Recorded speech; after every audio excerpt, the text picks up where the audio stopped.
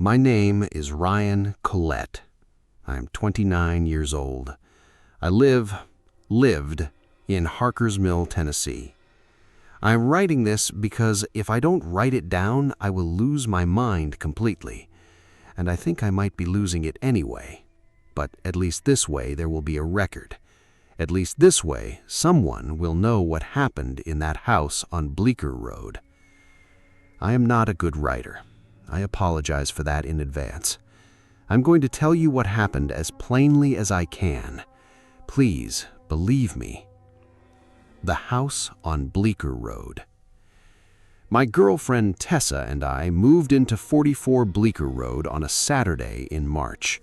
We'd been looking for a place for 4 months, the kind of search that strips the romance out of your relationship and replaces it with spreadsheets and arguments about whether a 30-minute commute is a deal breaker.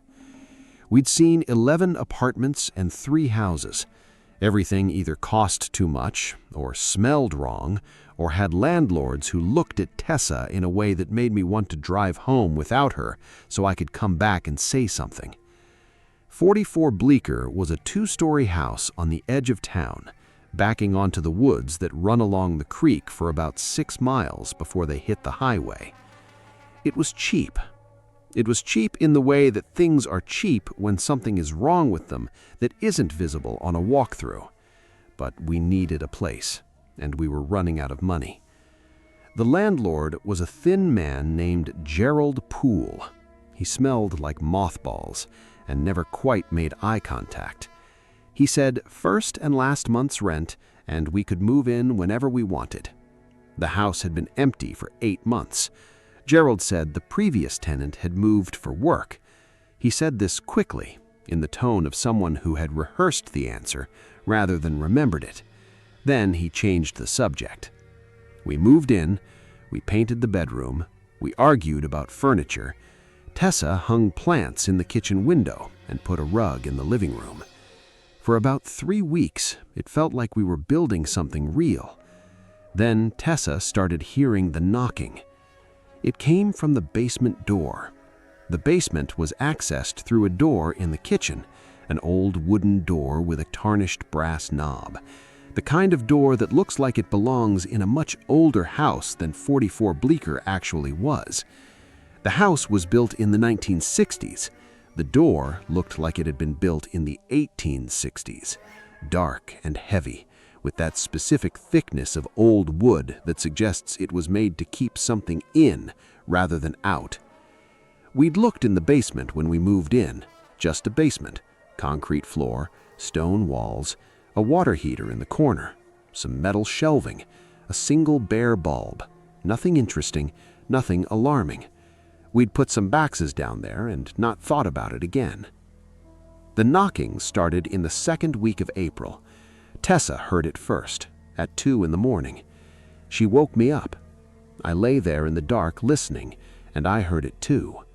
Knock, knock, knock. Slow, deliberate, evenly spaced, the way a person knocks on a door when they want to be heard and are not in a hurry. From the other side of the basement door. I went downstairs, turned on the kitchen light, stood in front of the basement door and listened. The house was completely silent. I opened the basement door, looked down the stairs. The basement was empty, dark, and smelled like concrete. The water heater hummed. I went back to bed. Tessa was sitting up with her knees against her chest. "Animal," I said. "Raccoon. Something got in through the window well." "It was 3 knocks," she said. "Raccoons don't knock." "They don't knock," I said. "They knock things over. Boxes, shelves. It sounded like knocking because of the acoustics of the space." She looked at me. "Go back to sleep," I said. She didn't. Not for a long time. Eventually she did, and I lay there in the dark listening to the house. Quiet. Completely quiet. And I told myself it was a raccoon. It knocked again 3 nights later. This time I was already awake. I'd been having trouble sleeping. Not because of the knocking, just the general difficulty of sleeping in a new place, new acoustics, new light, new patterns of sound. I was lying in the dark when it started. Knock, knock, knock. The same cadence, exactly. I counted the time between knocks that night. They were precisely 2 seconds apart, not approximately, exactly. The kind of regularity that a person could produce if they were counting, if they were being deliberate. The kind of regularity a raccoon could never produce, under any circumstances. I did not go downstairs. I lay in bed and listened. After the third knock, silence. Total silence. Eventually, I fell asleep. The next morning, I examined the basement. Every window well, every wall, every corner. I looked for an entry point, a gap, anything an animal could have used. I found nothing. I told Tessa it was pipes. Old houses make sounds that seem intentional, but aren't. I told her hot water pipes expand and contract, that metal can make strange knocking sounds. She asked me one question. Why was it always exactly 3 knocks? I didn't have an answer. What started after the knocking?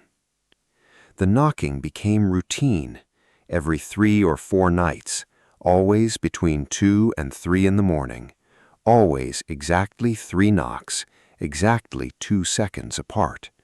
Never more, never less. We stopped getting up to check. We started sleeping with earplugs, or trying to. But the knocking wasn't the worst thing. The thing in the basement door was the worst thing. I want to be careful about how I describe it, because I know what I saw, and I saw it 4 separate times between April 19th and May 3rd.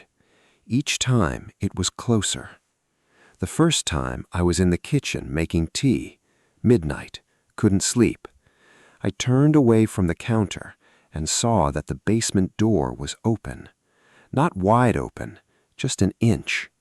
And in that inch of darkness, something pale, something vertical. I stared at it. It looked like a face, or maybe the suggestion of a face, so far back in the darkness that it barely seemed real, more like the idea of a face than an actual face. But it had the proportions, the shape, and lower down, something that looked like an open mouth. I immediately turned on all the lights in the kitchen. When I looked back, the door was closed, latched, exactly the way I'd left it. The second time happened 5 days later, same kitchen, almost the same time. I turned away from the sink. The basement door was open again, this time about 6 inches, and the face was closer, much closer. Its skin was white, not pale, not bloodless, white, the color of something that had never seen sunlight. The eyes were open, but I couldn't see irises, only white, nothing but white. The mouth hung open, like it was speaking, like it was trying to make a sound, but I heard nothing, absolutely nothing. Then it looked directly at me. I know it looked at me, because those white eyes shifted, slowly, precisely, until they were pointed straight at my face, the way something looks when it has found exactly what it was searching for. I ran out of the kitchen, upstairs, back to bed. I crawled under the blankets beside Tessa and lay there shaking. She wrapped an arm around me in her sleep, and I stared at the ceiling until morning, thinking the same thing over and over. I need to call Gerald Poole.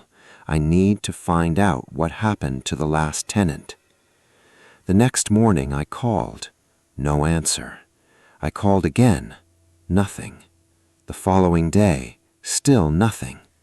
Eventually I found an address online, a house 2 miles on Millard Street. I drove there, knocked on the door. An older woman answered, sharp face, tired eyes, the expression of someone who had been expecting bad news for a long time. "I'm looking for Gerald Poole. I'm renting his property on Bleecker Road." The moment I said the address, something changed in her expression. Only for a second, then it disappeared. "Gerald's my brother. He's not here." "Can I leave a message? There are some issues with the property." She interrupted me.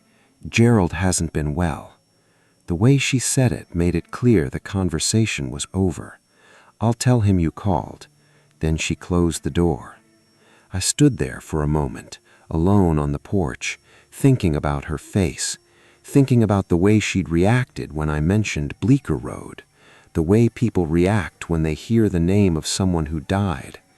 Then I drove home and sat in my car, staring at the house, the kitchen window, the basement door hidden behind it, and for the first time, I wondered if Gerald Poole had lied about everything. May. I should have made Tessa leave in April. I know that now. I think part of me knew it then, the part that was still thinking clearly. But something happens when you live somewhere that feels wrong. The wrongness gets into everything: your sleep, your appetite, your thoughts, your judgment. And the part of your brain that should be telling you to leave becomes the least reliable part. You start explaining things away. You start making excuses. You start convincing yourself it's stress, fatigue, shadows, pipes, anything except the truth. You get May. May 2nd. The knocking changed. It had always been 3 knocks. That night, it was 4. Knock, knock, knock, knock. Then silence. Then 4 more. Then 4 more. Over and over for 45 minutes. I sat on the kitchen floor, back against the wall, counting. Always 4.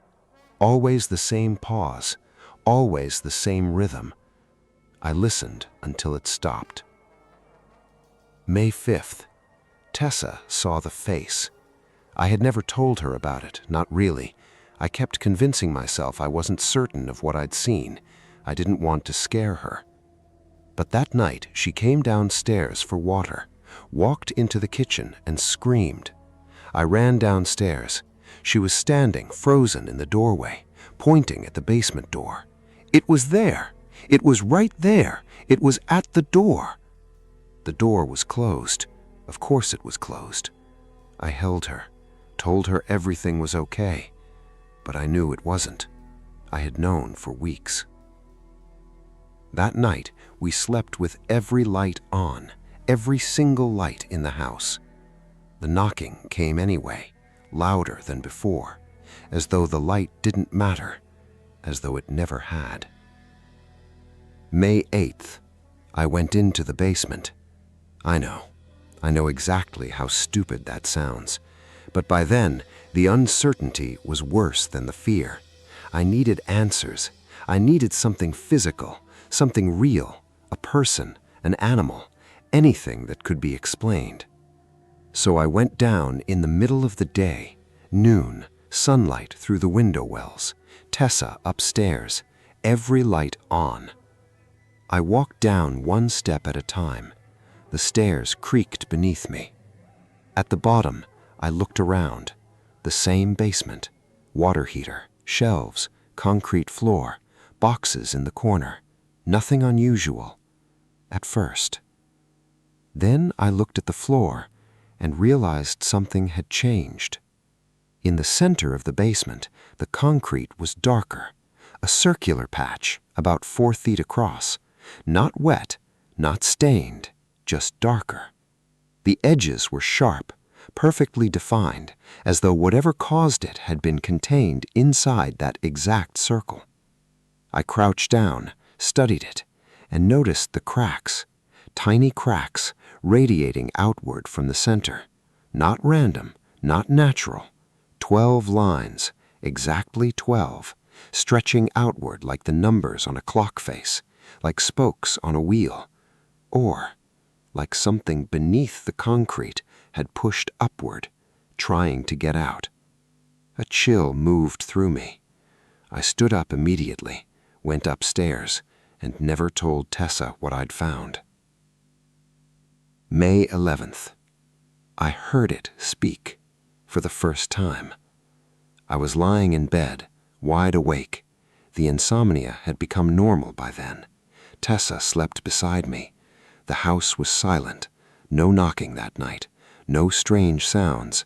Nothing. Then from below, from the kitchen, from the basement door, a voice said my name. Ryan. I froze. The voice wasn't human, not exactly. It had all the right pieces, the right sounds, the right shape, but arranged incorrectly, like something trying to imitate speech without understanding it. Ryan. My heart pounded. I didn't move, didn't breathe. Tessa slept beside me. Then the voice spoke again. Open the door. Just that. Open the door. The voice sounded wet, wrong, like language being forced through something that wasn't built for language. Then silence. Absolute silence. The kind of silence that feels alive. I stayed awake until sunrise, and for the first time, I started wondering if whatever was behind that basement door already knew my name. I Googled 44 Bleecker Road on May 13th. I don't know why I hadn't done it sooner. Maybe fear. Maybe because part of me already knew I wasn't going to like what I found. The search results brought up a newspaper article from 2019, 4 years earlier. The headline read, "Man found dead at Bleecker Road residence, case under investigation." The man's name was Thomas Culver, 43 years old, lived alone at 44 Bleecker Road. According to the article, neighbors hadn't seen him in nearly 2 weeks. A welfare check was requested. Police entered the house and found him dead at the bottom of the basement stairs. The official explanation was vague, injuries consistent with a fall, but there was a follow-up article published a month later, short, buried near the back of the paper. That article quoted an anonymous source from the police department. One sentence stopped me cold. The scene was not consistent with a simple fall. The source claimed there were signs of significant force applied from below. From below? I read that sentence 4 times, then 6, then 10. From below. The phrase sat in my stomach like a stone. There were only 2 comments beneath the article. The first was from a woman named Donna. She said Thomas had been a kind man, that he used to feed her cats when she was away. The second comment was posted 8 months later, anonymous username, no name in the dark. The comment read, "Don't go in the basement. Don't open the door when it knocks.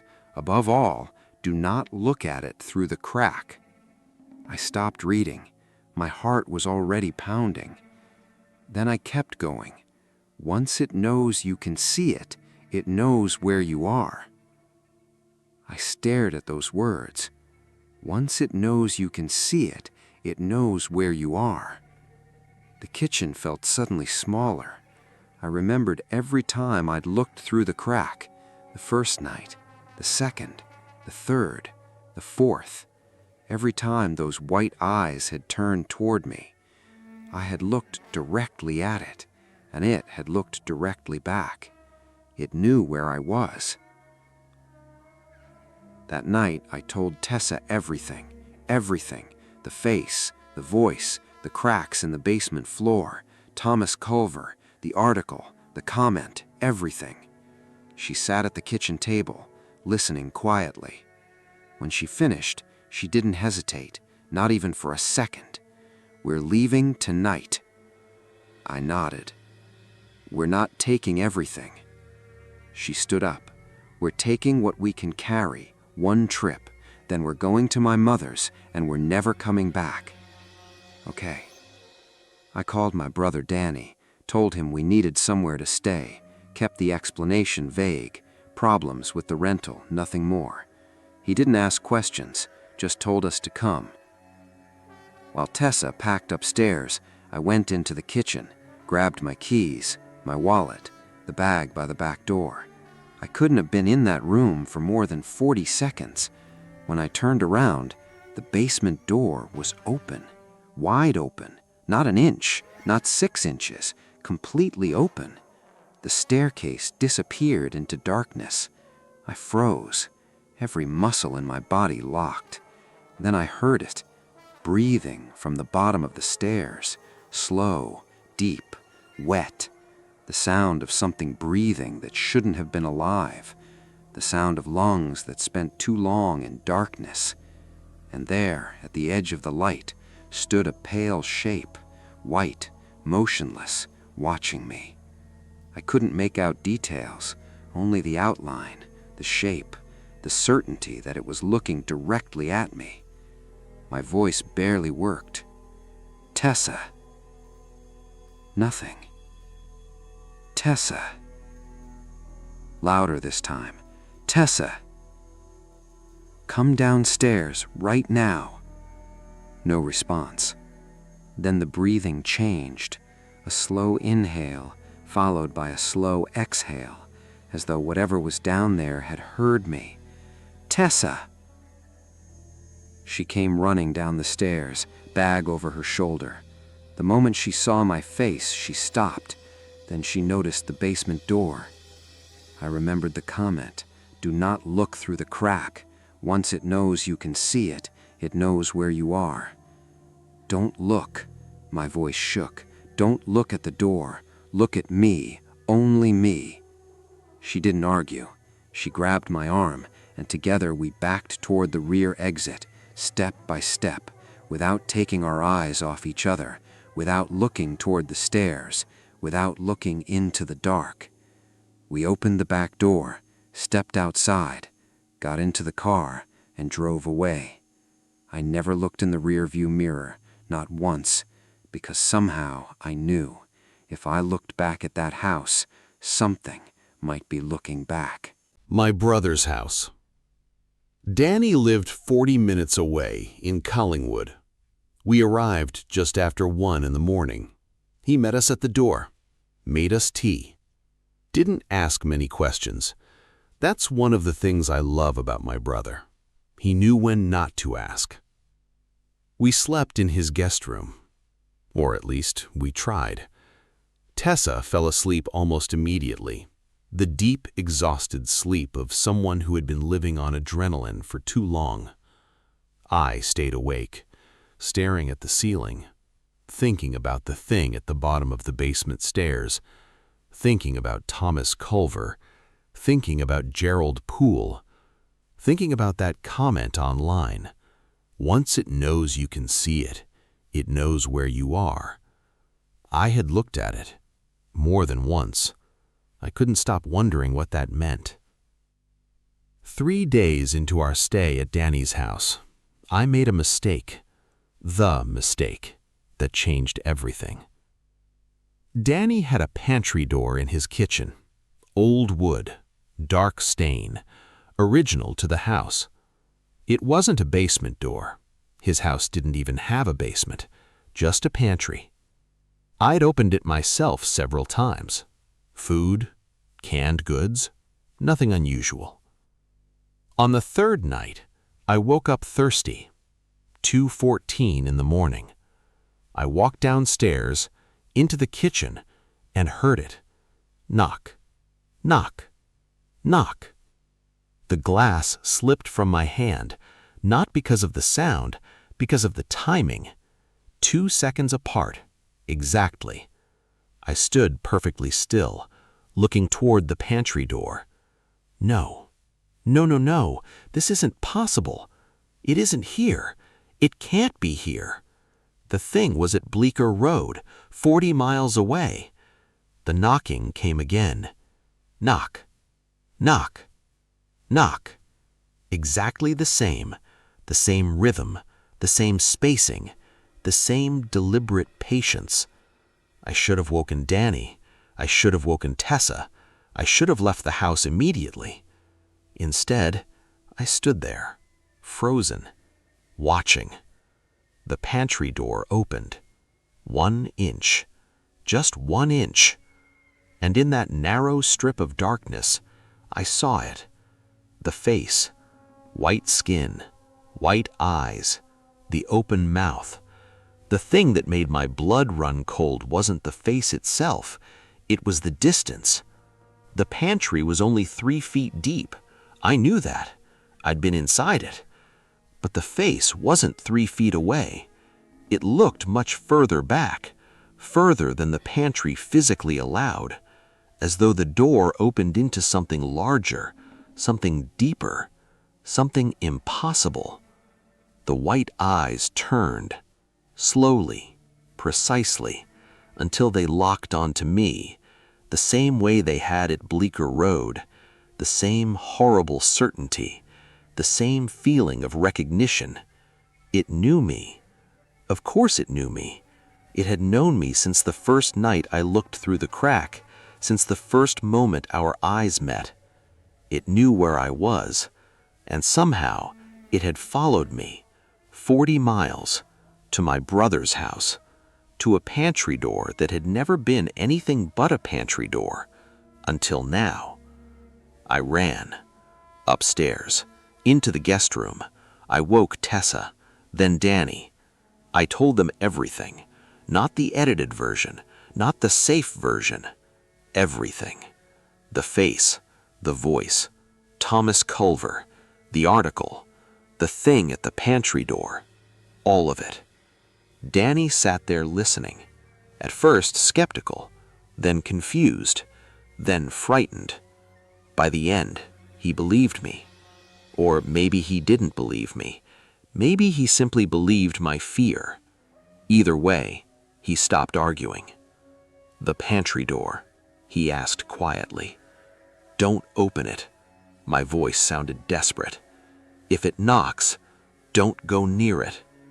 Danny looked at me, then at Tessa, then back at me. "Okay." A long pause. Then, "What do we do?" I opened my mouth and realized I had no answer. Because for the first time, the thing wasn't staying in one house. It wasn't staying behind one basement door. It had followed me, and I had absolutely no idea how to stop it. We left Danny's house 3 days later. We had no choice. The knocking followed us. Every night, from the pantry door. Sometimes 3 knocks, sometimes 4, always 2 seconds apart. Twice we saw the door open by itself. Twice we slammed it shut without looking. We couldn't stay there, not anymore. So the 3 of us checked into a motel. 1 room, 3 people, paying week by week, trying to figure out what came next. I spent nearly every waking hour searching online, forums, old articles, archived message boards, anything. Most of it was nonsense, stories, ghost hunters, urban legends. But eventually, I found something, a discussion thread. The title was Door Entities, Rules of Engagement, Experiences, Theories. The post was written by someone called Watcher44, and according to him, he'd survived it. He'd lived with it for 9 months. The post began with 1 sentence. "This is not theory. This is what worked." Then came the rules. Rule 1. It can only enter a house through a door. Any door. Not just the original door. Any door. Once it knows you, it can find a door wherever you go. Doors are how it travels. Doors are how it reaches you. Rule 2. It cannot enter a room if every door in that room is open. I read that sentence 3 times, then 4, then 5. It cannot enter a room if every door is open. It needs a closed door. It needs something to knock on. It needs an opposite side. Rule 3. It cannot follow you into light. Darkness is where it exists. Darkness is where it becomes visible. Full light keeps it from appearing. It can still knock, but it cannot manifest. Rule 4. Do not look at it. The post specifically said, if you've already looked, it already knows you, but do not look again. Every time you look, it gets closer. The sentence made my stomach turn, because every time I'd seen it, it had been closer. Rule 5. It will learn to speak. It will use the names of people you love. It will pretend to be injured. It will pretend to be a child. It will use whatever voice works. Do not open the door, no matter what voice it uses. Rule 6. The only way to break the connection. 30 days. 30 days without looking. 30 days with every door open. 30 days of constant light. 30 days, and the connection breaks. Rule 7. If you look even once, the count resets. Back to day 1. I sat on the motel room bed staring at the screen. 30 days. That was it. That was the answer. 30 days. I kept reading. Most of the replies were people sharing experiences, arguing over details, comparing timelines. But one comment stood out. A user named Harker Resident. The comment was only a few lines long. This is real. I'm in Harker's Mill, and I think I know which house this thing comes from. The man who died there, Thomas Culver. He was my neighbor. He was a good man. Then one final sentence. Don't go to 44 Bleecker Road. I felt cold all over, because Thomas Culver wasn't a story. He wasn't a rumor. He was real. A real man who lived in my house and died at the bottom of those stairs. That night, we started the 30 days. Every door in the motel room stayed open. Bathroom, closet, front door secured with the latch, everything open. Every light stayed on, all day, all night. The room looked like an interrogation chamber. Nobody cared.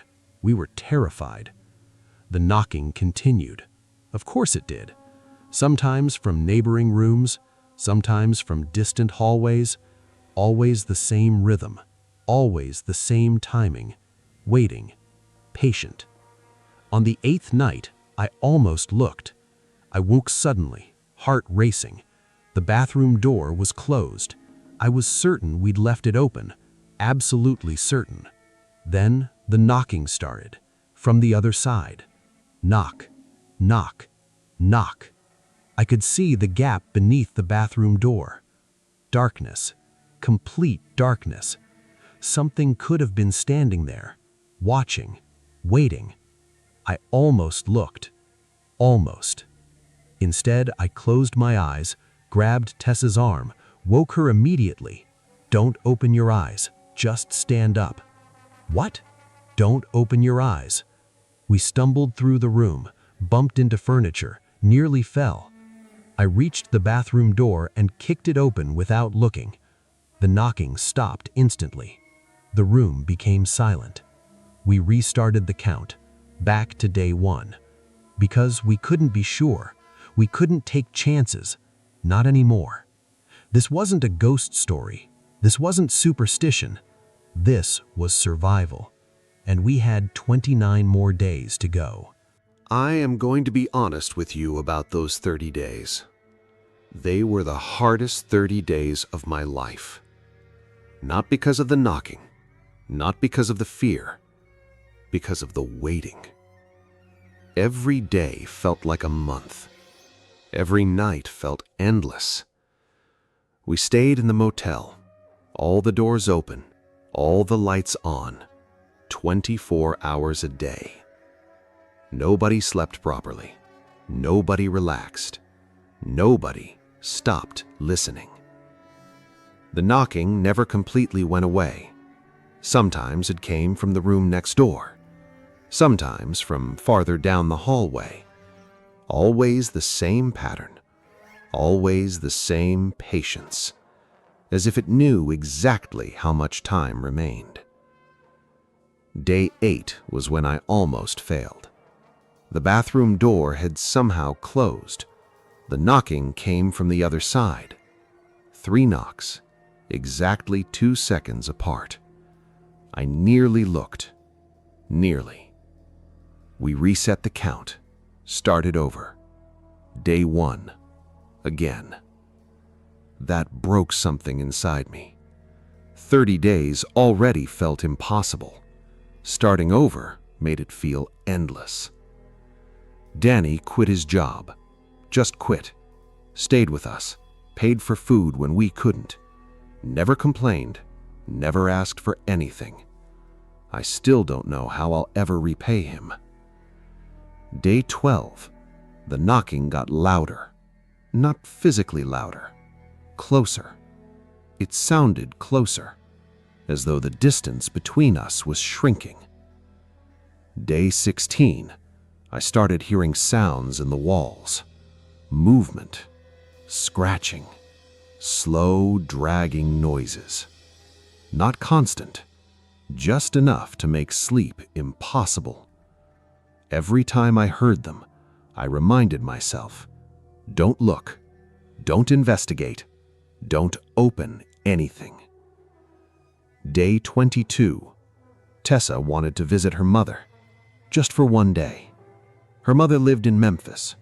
She said she needed to see her, needed to hear a familiar voice in person, not over the phone. I understood. God, I understood. But I begged her not to go. 8 days. Just 8 more days. She cried. Then she stayed. Day 27. Nobody talked much anymore. The motel room felt like a prison. Light, doors, waiting. Every conversation eventually returned to the same question. What happens if 30 days doesn't work? Nobody ever answered. Day 29. That was the worst night. The worst by far. I woke sometime after midnight. The room was silent. No knocking. No movement. Nothing. For a moment, I thought maybe we'd done it. Maybe it was finally over. Then I heard my brother's voice coming from inside the wall. Ryan! I sat upright immediately. Danny was asleep in the other bed. I could see him, hear him breathing. Yet his voice came from inside the wall. Perfectly. Exactly. Ryan! Open the door! My blood turned to ice. The voice sounded terrified. Not threatening, not angry. Terrified. Ryan! Something's wrong. Please, open the door.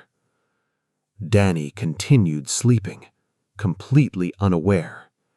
The voice inside the wall started crying, using Danny's voice, perfectly copying it. Ryan, please, I'm scared. Please, help me. I buried my pillow in the face, covered my ears, tried not to listen.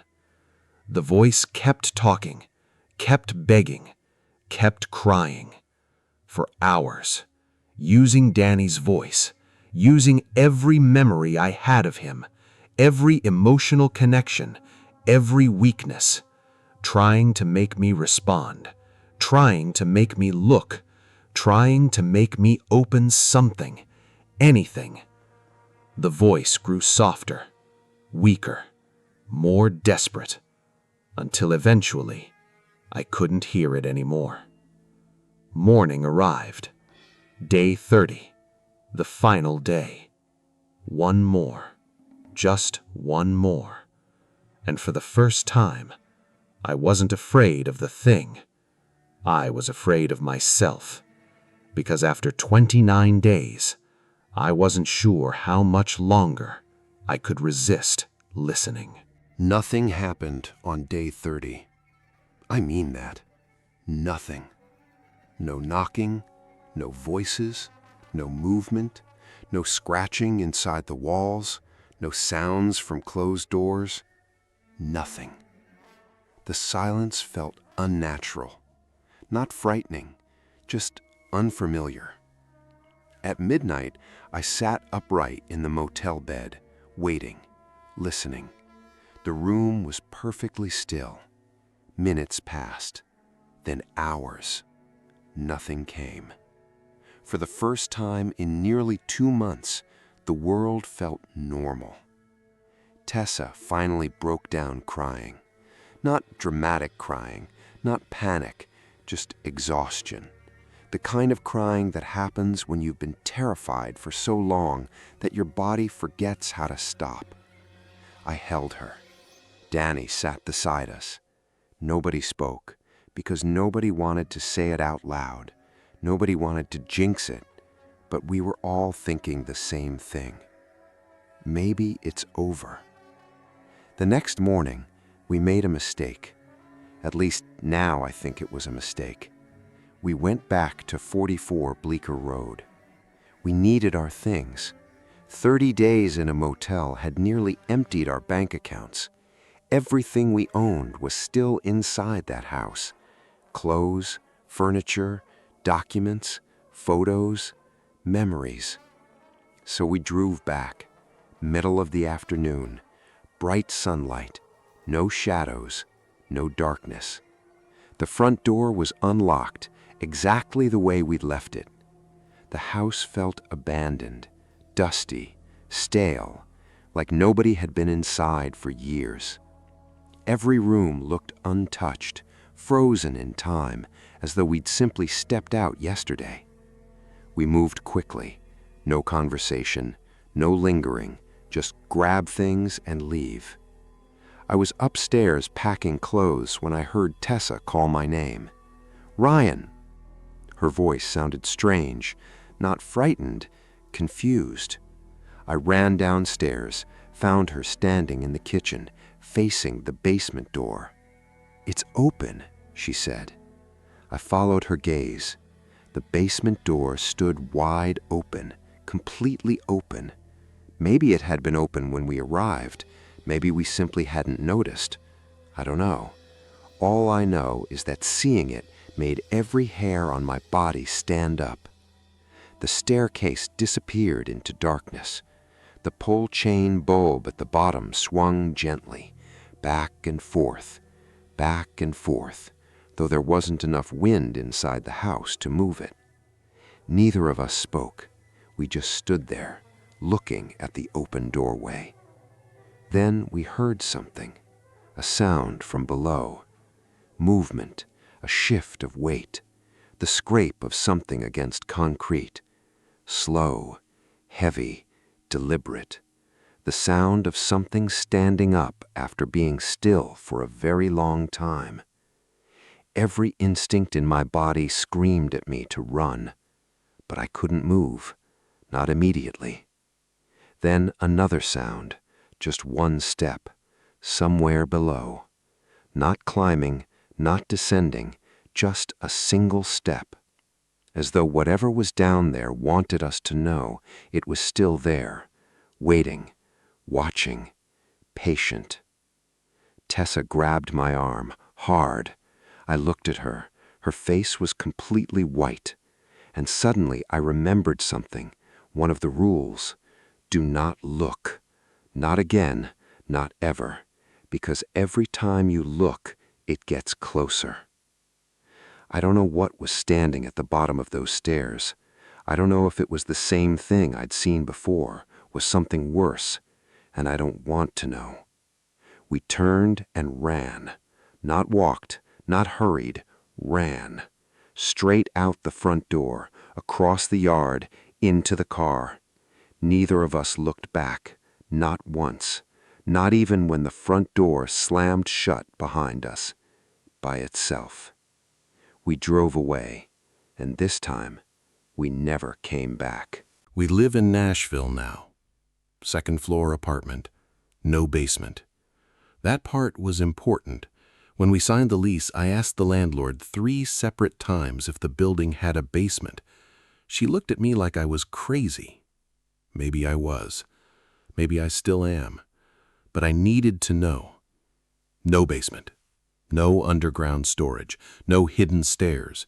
No old wooden door at the bottom of a hallway. Nothing. I keep every interior door open. Every one.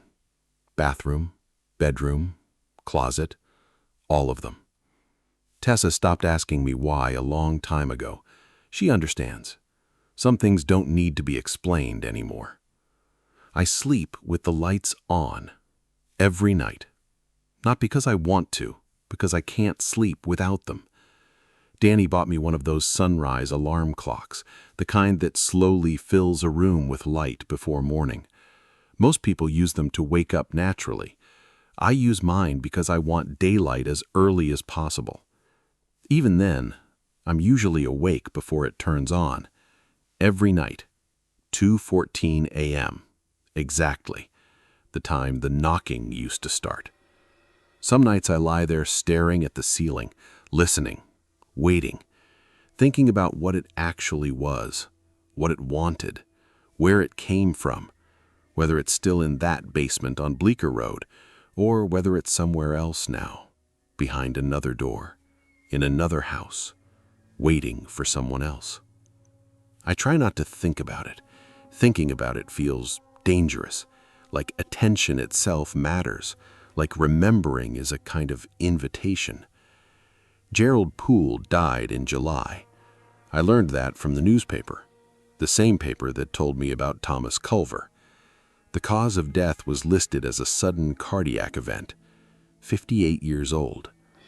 I don't know how much Gerald knew, but I know he knew something. Too many people acted strange when they heard that address. Too many people avoided talking about it. You don't hide a house like that unless you're afraid of it, or guilty. Maybe both. The truth is, I don't look at houses the same way anymore. Most people look at a house and see walls, windows, paint, a roof. I look at the doors, how many there are, where they lead, whether they're open, whether they're closed.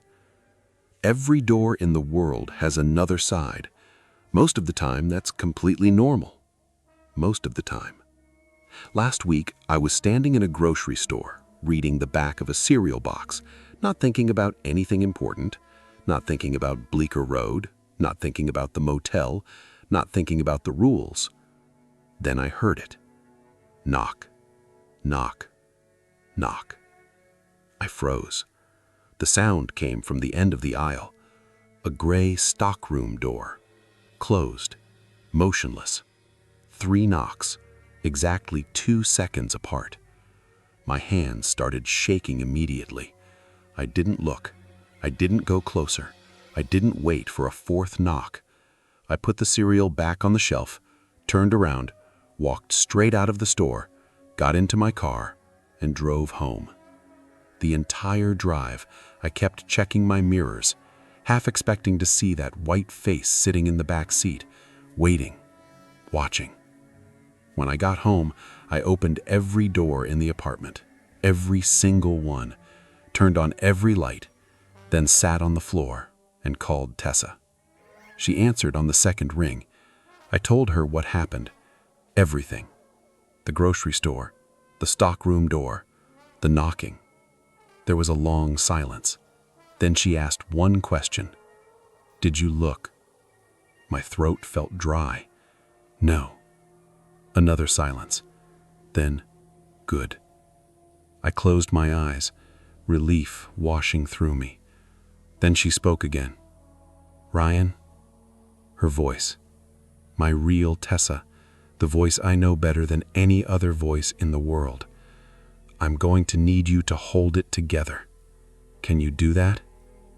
I looked around the apartment, every light on, every door open, the way we've lived ever since Bleecker Road.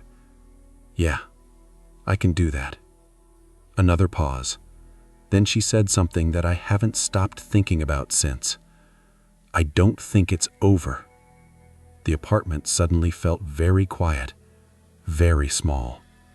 I stared at the open hallway, at the bathroom door, at the bedroom, at all the spaces where a closed door could exist, and I answered honestly, "No, I don't think it is either." That's why I'm writing this. So if something happens to me or to Tessa or to Danny, there's a record. Don't move into 44 Bleecker Road. Don't open the basement door. Don't look through the crack. And if you hear knocking, 3 knocks, exactly 2 seconds apart, from the other side of a closed door, don't answer. Don't investigate. Don't open it. I don't care what voice it uses. I don't care who it sounds like. I don't care what it promises. Do not open the door. For the love of God, don't open the door. The following is a personal account of events from 1997 through 2003 during my time as a homicide investigator in a county sheriff's department in rural Kentucky. I have altered names, dates, and some identifying details at the request of surviving family members and out of respect for the victims. The case I am describing was never officially closed. The man I believe responsible died in 2009 in a car accident 2 counties over on a Tuesday afternoon. He was alone in the vehicle. His name was not Raymond Cawley, but I will call him that. I want to tell you who I was before this case because the person I was after it is harder to explain without the contrast. I was 31 years old in 1997. I'd been with the Denton County Sheriff's Department for 6 years, the last 2 as a detective in the homicide unit, which in a county of 40,000 people mostly meant investigating domestic violence deaths, hunting accidents that weren't, and the occasional bar fight that went too far. I was good at the work. I had the thing you need for it, which isn't intelligence or intuition exactly. It's more like a high tolerance for sustained attention, the ability to sit with an ugly fact and not look away from it until it tells you what it is. I was married to a woman named Carol. She taught 3rd grade, made bread on Sundays, and had a laugh that I can still hear clearly if I close my eyes. We had a daughter, Ruthie. She was 4 years old. We had a house with a yard and a dog named Governor who slept on the couch, and we both pretended not to notice. That life still exists, mostly. Carol and I made it through, which is more than I would have predicted at the worst points of what I'm about to tell you. Ruthie is 31 now, which staggers me. Governor has been gone for 15 years. We got another dog, a shepherd mix named Dale, who also sleeps on the couch. But there is a version of me that existed before the summer of 1997, when we pulled the first body out of Cleaver's Pond, and a different version that has existed ever since. I'm telling you this not to dramatize my own experience. The victims deserved better than that, but honesty requires it. This case shaped the shape of my interior. It left a mark the way a burn leaves a mark. The tissue healed, but the texture was different. The sensitivity was different, permanently. The first body was a woman named Linda Marsh. She was 44 years old. Cleaver's Pond was not a pond by any reasonable definition. It was a reservoir, about 60 acres, created in the 1950s when a small tributary of the Denton River was dammed for flood control. It sat in a hollow between 2 ridgelines, accessible by a gravel road and a boat launch used mostly for fishermen. Over the decades, largemouth bass had colonized the deeper parts of the water. It was a pretty enough place if you liked that kind of landscape: still water, tree-lined banks, the kind of rural Kentucky quiet that sounds like nothing until you've spent enough time in a city to realize silence is a sound of its own. A man named Curtis Webb was fishing for bass on a Thursday morning in late June. He found her. He found her because his lure caught in her hair. I will not describe Linda Marsh in detail. She was a person, a mother of 2 adult children, a bookkeeper for a construction company, a woman who kept a garden and had recently started learning watercolor painting. At least that's what her daughter told us.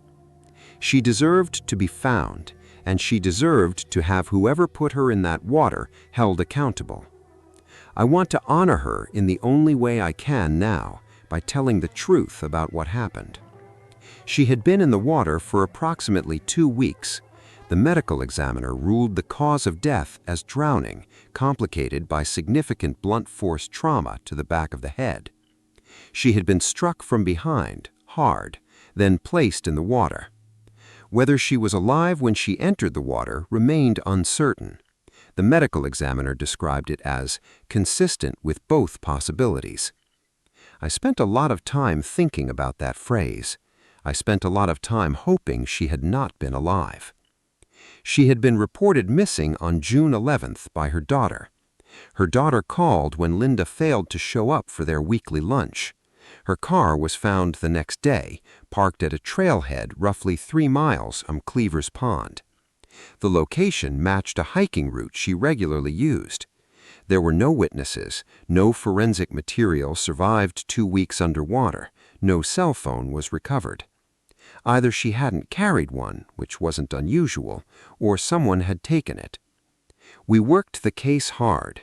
I worked it hard. For 3 months, I chased every lead I could find.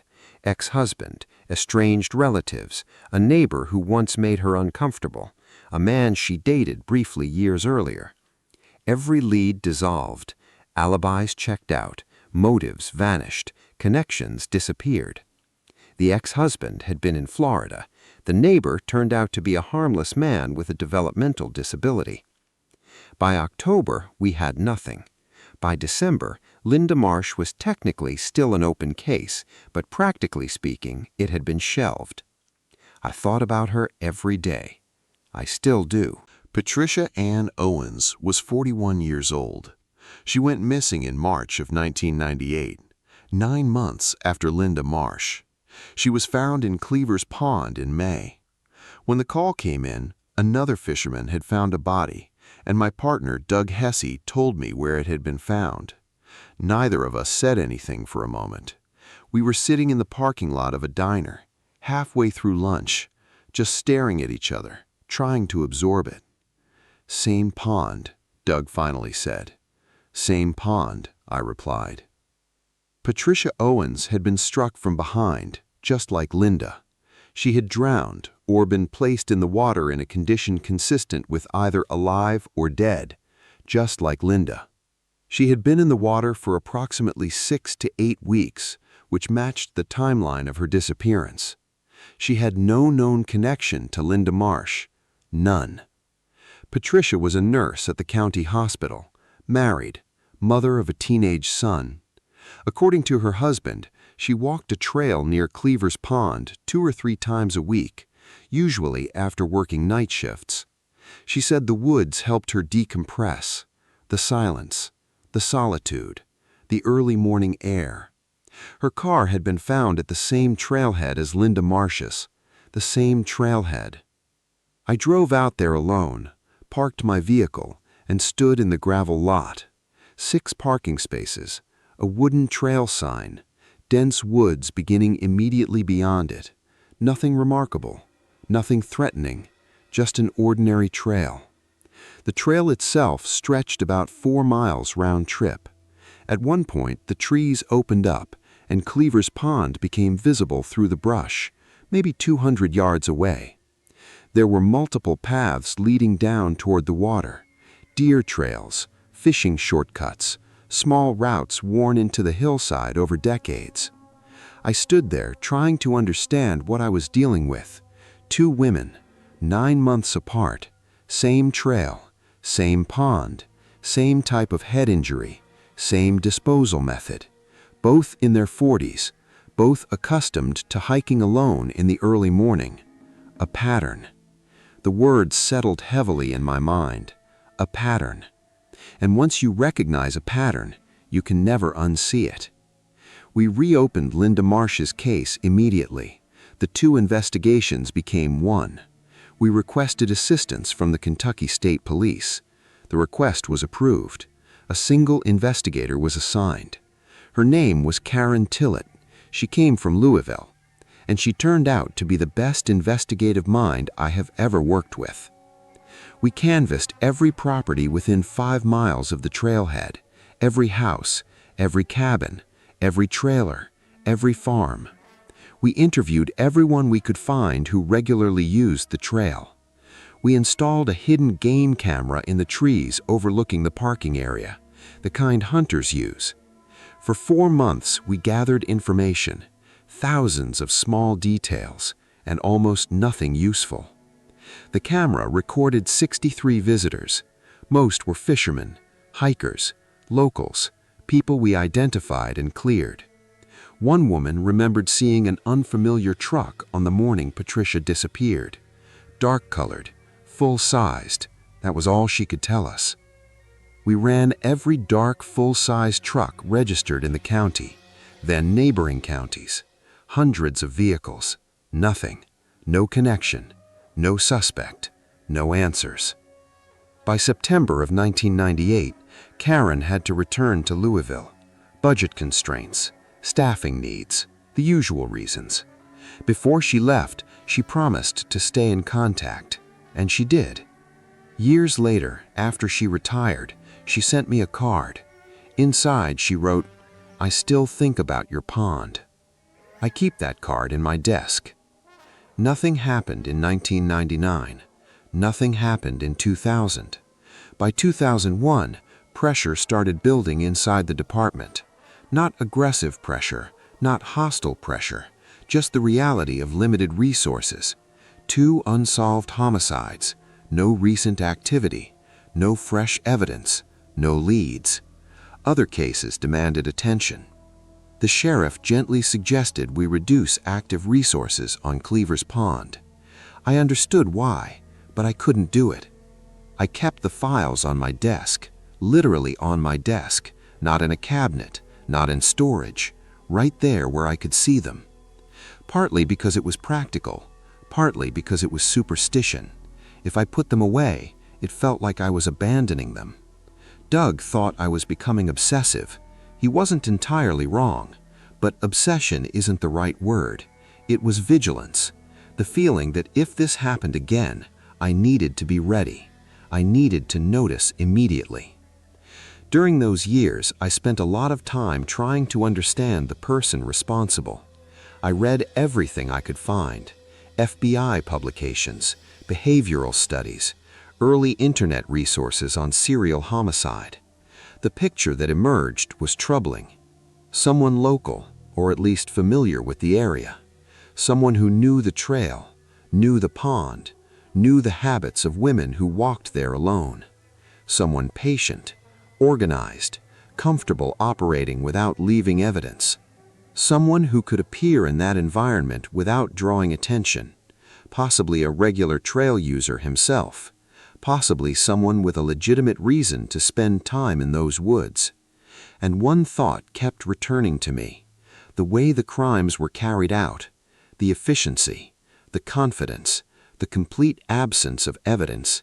It didn't feel like the work of someone on their first attempt, or even their second. It felt practiced, experienced, like the person responsible had done this before, maybe somewhere else, maybe years earlier, maybe in another state. I started filing records requests: Kentucky, Tennessee, Ohio, West Virginia, Indiana. Any case involving a lone female hiker. Any case involving water. Any case involving blunt force trauma followed by drowning. The results filled a stack of folders on my desk. Most went nowhere. A few looked similar, but none were strong enough to connect. Not yet. At home, Carol noticed the change. One night she told me something I never forgot. You need to be in the room when you're in the room. I knew exactly what she meant.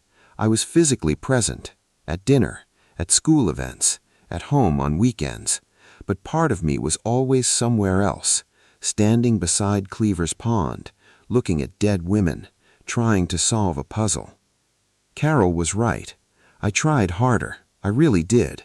But then, in June of 2002, a woman named Miriam Ellery disappeared. She was 42 years old, and she had been hiking the trail at Cleaver's Pond.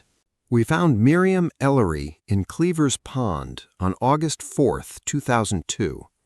4 years and 2 months after Patricia Owens.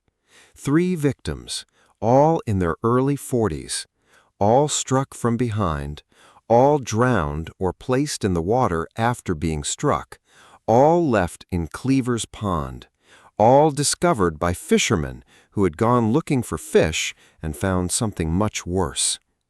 The morning after Miriam's body was recovered, I drove to the trailhead at 5:45 a.m.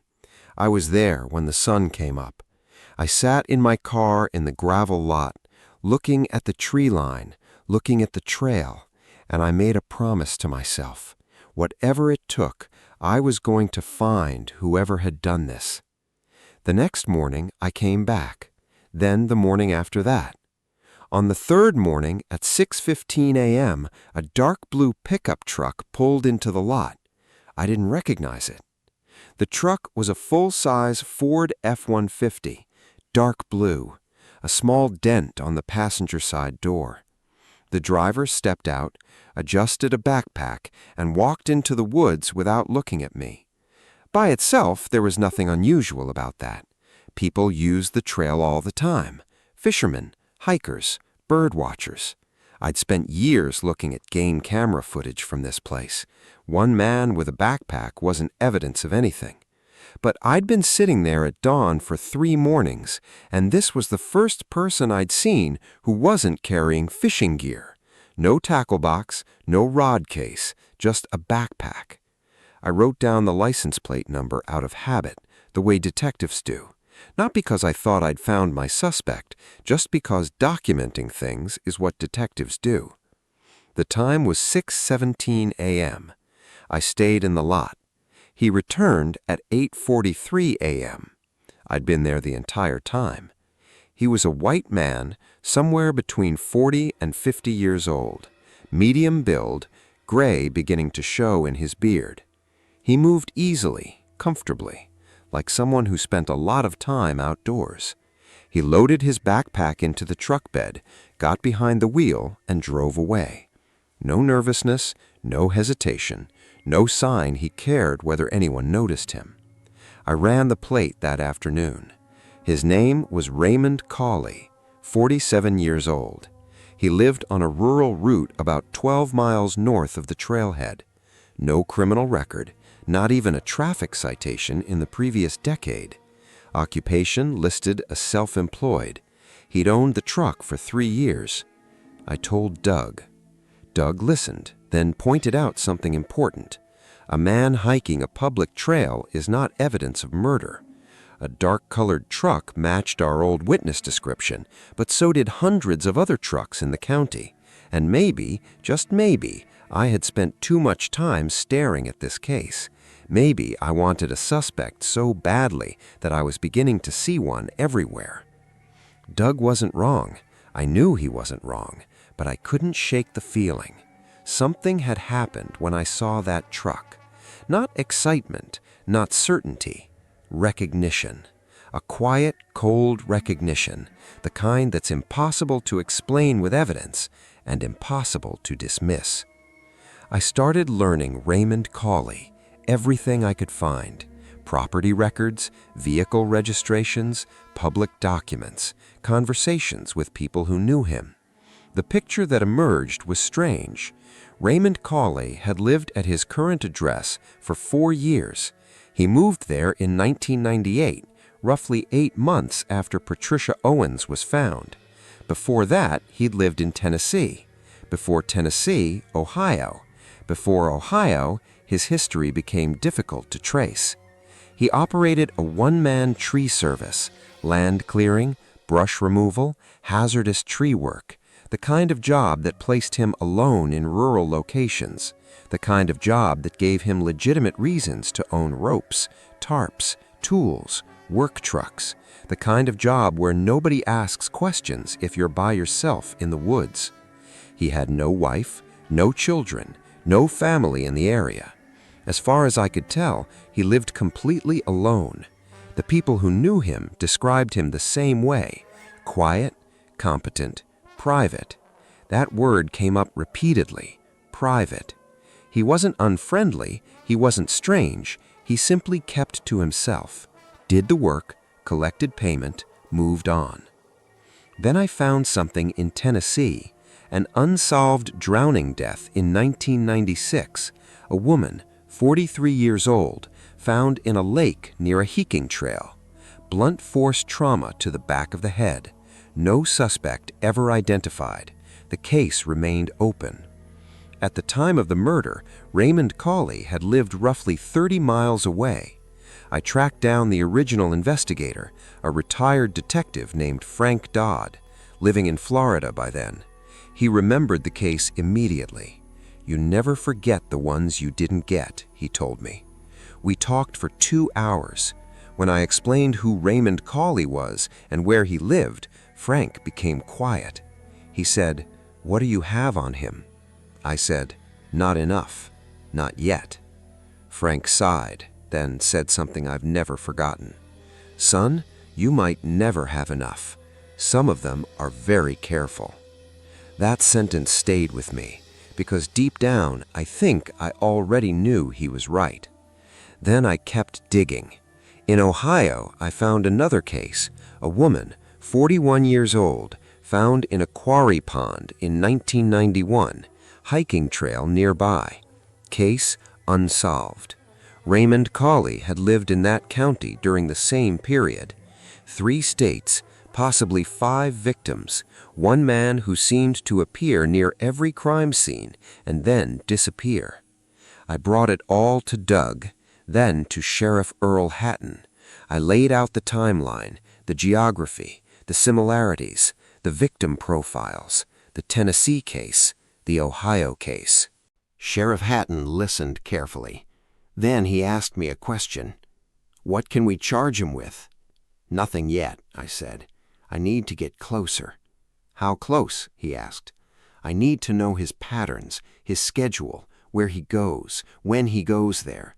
If he's watching potential victims, I need to document it." The sheriff leaned back in his chair. "You're talking about surveillance?" "Yes." He exchanged a glance with Doug, then looked back at me. "You understand the limits of what I can authorize without a warrant?" "I do." "And you understand that anything outside those limits can't be used?" "I understand." "I'm not asking for permission to break rules. I'm asking for time, and for somebody to tell me I'm not crazy." The sheriff studied me for a moment, then nodded. "You're not crazy. Take whatever time you can manage." The next 7 months became the strangest period of my career, because in a very real sense, I started doing to Raymond Cawley exactly what I believed Raymond Cawley had done to his victims. I watched him. I learned his routines, his habits, his movements. I studied his life through sustained observation. The difference, I told myself, was the purpose. I was trying to stop someone, not harm them. But there were nights, years later, when I wondered how different those things really look from the outside. I never found a satisfying answer, so I'll just tell you what I found. Cowley's work schedule was irregular, but generally Monday through Friday, occasional weekends. He usually left his property between 7 and 8 in the morning, driving the dark blue Ford. He worked alone, tree removal, brush clearing, land management jobs. I followed him to several work sites from a distance, always alone. He ate lunch alone, usually sitting in his truck on a rural road somewhere, then returned home in the afternoon. Nothing illegal, nothing remarkable, just a man living a quiet life. But one thing stood out. In those 7 months, Raymond Cowley visited the Cleavers Pond Trail 12 separate times, almost always before sunrise, almost always before 6:30 in the morning. He would arrive, disappear into the woods, remain for 1 to 2 hours, then leave. Sometimes he parked at the main trailhead, sometimes he parked on the shoulder of a county road about a mile north. That location interested me. So one morning I hiked in myself. The shoulder led to a deer path. The deer path climbed a ridge, and from that ridge you could see almost the entire midpoint of the trail, the longest straight section, the place where hikers emerged from the trees, the place where the pond became visible, the place where someone could sit quietly and watch. And that's exactly what Cowley was doing. I photographed him from a distance 4 different times using a telephoto lens, always hidden, always far enough away that he never noticed. In each photograph, he was sitting on the ridge, watching the trail through binoculars. Watching. Not hiking, not bird watching, watching. Legally speaking, it meant nothing. A man sitting on public land with binoculars isn't committing a crime. You can't arrest someone for looking. But it mattered to me, because each photograph was another tile in a mosaic. One tile alone means nothing. 100 tiles begin to form a picture, and the picture I was seeing terrified me. In March of 2003, I identified a woman who regularly used the trail. I'm not going to use her real name. Even a changed name feels wrong. She's alive, and she never knew how close she may have come to becoming part of this story. There is kindness in letting her remain unaware, so I'll simply call her the woman. I noticed her through parking records. The same vehicle appeared 3 mornings a week, always between 6 and 6:30, always alone. She was in her early 40s. She hiked alone. She followed the same route, the same schedule, the same routine. And after watching Cowley long enough, I became convinced he had noticed her too. I documented him on the ridge 3 separate times while her vehicle sat in the parking lot below. 3 mornings, 3 photographs, 3 occasions where he appeared to be watching the trail during her routine. I didn't have enough evidence for an arrest, not even close, but I had enough to be afraid, deeply afraid. Because for the first time since Miriam Ellery's murder, I believed I might be watching the next victim before the crime happened. And that realization forced me to make a decision that would change everything. I drove to the woman's workplace on a Tuesday morning. I asked if we could speak privately. She agreed. I introduced myself as a sheriff's investigator. Then I told her the truth, at least as much of it as I could. I explained that I was working a long-running investigation connected to the Cleavers Pond Trail. I told her I had reason to believe a specific individual had been observing women who used the trail. I did not tell her Raymond Cowley's name. I did not tell her everything I suspected, because suspicion is not evidence, and fear is a heavy thing to hand someone. But I told her enough to understand that I was concerned for her safety, enough to understand that continuing her routine might be dangerous. Then I made a recommendation. I told her she should stop using that trail alone, at least for a while. She listened carefully, asked a few practical questions, thanked me, and changed her routine. She stopped using the trail, at least temporarily.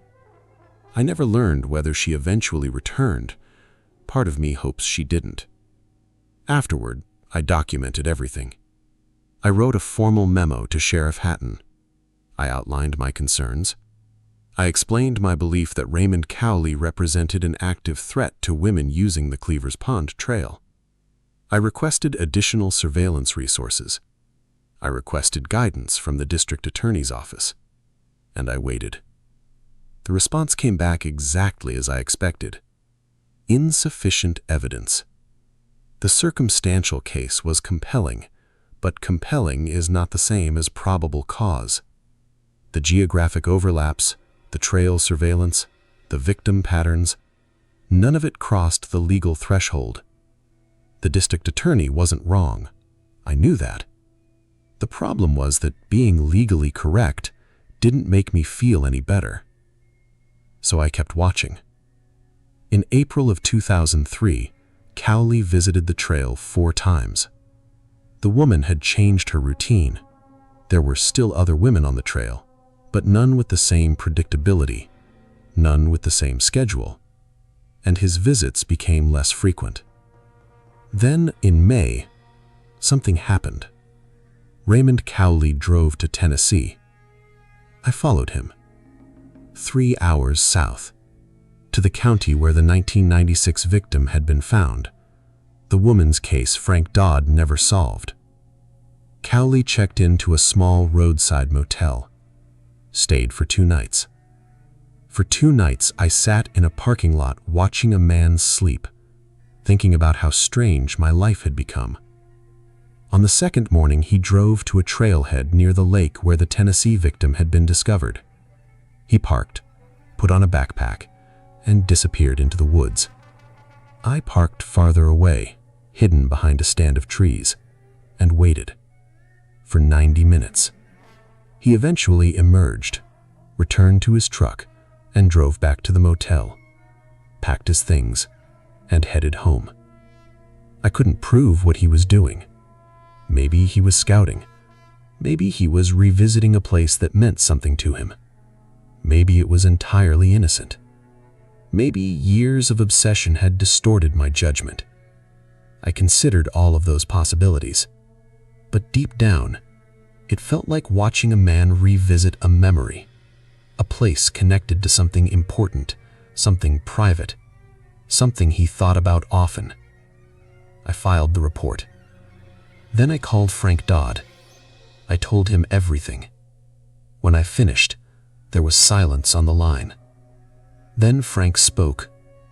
"Keep going. Keep building. Eventually, he'll make a mistake." I wanted him to be right. I needed him to be right. But he wasn't. Because Raymond Cowley never made a mistake. Not one I could catch. Not one that mattered. And eventually, I had to confront the possibility that I might know exactly who the killer was and still never be able to prove it. This is the part of the story I have to be honest about, because it's the part I still struggle with. Between 2003 and 2009, when Raymond Cowley died in a car accident, I built an investigative file that eventually grew to 412 pages. 412 pages. Years of surveillance, reports, photographs, travel records, property records, witness interviews, timelines, maps, patterns. I documented his movements, his habits, his work history, his geographic history. I worked with Frank. I worked with Karen. I worked with 2 FBI analysts who reviewed everything I had. Their conclusion was careful, professional, measured. They described the case as a compelling investigative hypothesis, which is a polite way of saying, we think you're probably right, but we can't prove it. By that point, I had become convinced that Raymond Cowley had killed at least 7 women across 3 states: Linda Marsh, Patricia Ann Owens, Miriam Ellery, the woman in Tennessee, the woman in Ohio, and 2 additional victims I discovered later, one in West Virginia, one in Indiana. 7 women, every one of them between 41 and 44 years old, every one of them hiking alone, every one of them struck from behind, every one of them ending up in the water. No witnesses, no physical evidence, no suspect ever identified. The same pattern repeated again and again, across decades, across state lines, across entire regions. It was too specific, too consistent, too deliberate, and at the center of every case, Raymond Cowley appeared, living nearby, working nearby, passing through, then moving on, like a ghost. I believed it. Frank believed it. Karen believed it. Even Doug believed it, though he rarely said so out loud. But belief isn't proof, and proof is what matters. I had no DNA, no fingerprints, no fibers, no murder weapon, no eyewitness, no confession, no forensic evidence placing Raymond Cawley at any crime scene, not one. In the language of the FBI, he was a high-probability subject. In the language of the law, he was an innocent citizen. And that's a difficult thing to live with, knowing what you believe and knowing what you can prove, because those are not always the same thing. In May of 2007, I drove to his property, not officially, not as part of an active operation, just me, a county road 12 miles north of Cleaver's Pond. I parked on the shoulder and sat there looking at his farmhouse, a small house, a barn, a vegetable garden, a pickup truck in the driveway. Nothing unusual, nothing remarkable, just a man living an ordinary life. Then the front door opened, and Raymond Cawley stepped outside. He walked slowly across the yard, down the driveway, toward the mailbox, until he reached the edge of the road. Then he stopped and looked directly at me. 30 seconds, maybe less, maybe more. Long enough. Long enough for both of us to understand exactly what was happening. I looked at him, he looked at me. Neither of us moved. Neither of us spoke. Then he opened the mailbox, collected his mail, turned around, and walked back to the house. He never looked back, not once. I sat there another minute, then drove home. That night, for the first time, I told Carol everything. Not pieces of it, not summaries, everything. 7 years of it. The surveillance, the files, the Tennessee trip, the Ohio connection, the women, the pond, all of it. She sat across from me at the kitchen table, holding a cup of tea, listening quietly. When I finished, she sat for a long moment, then asked a simple question. Is there anything left to do? I thought about it, about every lead, every report, every road I'd followed, every dead end. Then I shook my head. No, not that I haven't already done. Carol nodded. Then she said something I'll never forget. Then come to bed. Come to bed and sleep. I went upstairs, I got into bed, and stared at the ceiling for a very long time. I didn't sleep, really, but I stayed there, and for the first time in years, I allowed myself to consider the possibility that I might never get him. Raymond Cawley died on September 17, 2009. He was driving on Route 22 in the next county, alone. A clear afternoon, no rain, no fog, no poor visibility.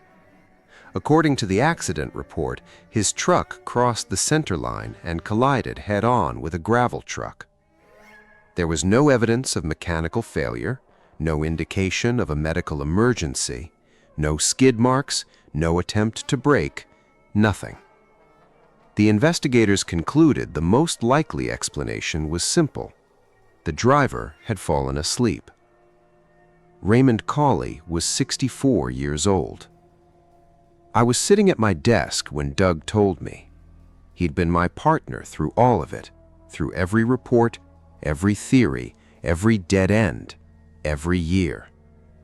He walked to my office door, said Raymond Cawley's name, then told me he was dead, and stood there watching me, waiting for a reaction. I expected to feel something dramatic. Relief, anger, satisfaction, maybe even grief, the grief of knowing the case would never truly be solved. But none of those feelings came. Instead, I felt tired, just tired. The specific kind of exhaustion that comes when something has been held tightly for a very long time and finally lets go. That evening, I drove to Cleaver's Pond. I don't know exactly why. Maybe it was ritual. Maybe I needed to mark the moment. Maybe I simply needed to be there. I parked at the trailhead, the same gravel lot, the same woods. Then I started walking. The sun was setting. The September air carried the first hint of autumn, cooler than summer, not yet cold. I carried a flashlight and followed the trail into the trees. Eventually, I reached the section where the forest opened, the place where the pond became visible through the brush, the place I'd stood so many times before. The water was black in the fading light, still, silent. I stood there looking at it and thought about Linda Marsh, a woman who liked watercolor painting, a woman who should have lived much longer than she did. I thought about Patricia Ann Owens, the nurse who walked those woods after exhausting night shifts, trying to peace, trying to breathe. I thought about Miriam Ellery, whose daughter once described her as a woman who laughed too much, in the best way. I thought about Barbara, the Tennessee victim, and Sandra, the woman from Ohio, and the others, the women in West Virginia, the woman in Indiana, names I had collected over years of investigation. Women whose families would never receive certainty. Women whose stories had become permanently unfinished. Then I thought about Raymond Cawley, dead on a highway, on a clear afternoon. No skid marks, no answers. And I realized something. I still didn't know how I felt about him. Not really. Part of me wanted him arrested, tried, convicted. Part of me wanted a confession. Part of me wanted proof, real proof, the kind that survives scrutiny, the kind that gives families certainty, the kind that turns belief into fact. Instead, I had a dead man and a file cabinet full of questions. I stood beside that pond for a long time. Then I turned around, walked back to my truck, and drove home. I retired in 2012 at 56 years old with a pension and a lower back that had strong opinions about police car seats. Doug retired the same year. We still have lunch together every couple of months. We talk about sports, our wives, our grandchildren, the usual things old detectives talk about. And every now and then, one of us mentions the pond. We sit quietly for a minute, then move on. The Cleavers Pond murders remain officially unsolved. Linda Marsh, Patricia Ann Owens, Miriam Ellery, officially unsolved. Raymond Cawley's name appears nowhere in the official case files, not once. The 412-page file I built on him sits in a box in my garage. I've read it twice since his death. I probably won't read it again. Before retiring, I submitted a confidential memo to the sheriff's department. Everything I believed, everything I'd found, every report, every photograph, every conclusion. The new sheriff read it, then sat across from me and said something honest, something I couldn't argue with. I find it persuasive, but what do we do with it? I didn't answer, because I already knew. The suspect was dead. The evidence wasn't enough. The law requires proof, not conviction, not suspicion. Proof. The families deserve to know, I finally said. The sheriff nodded, then asked me a question.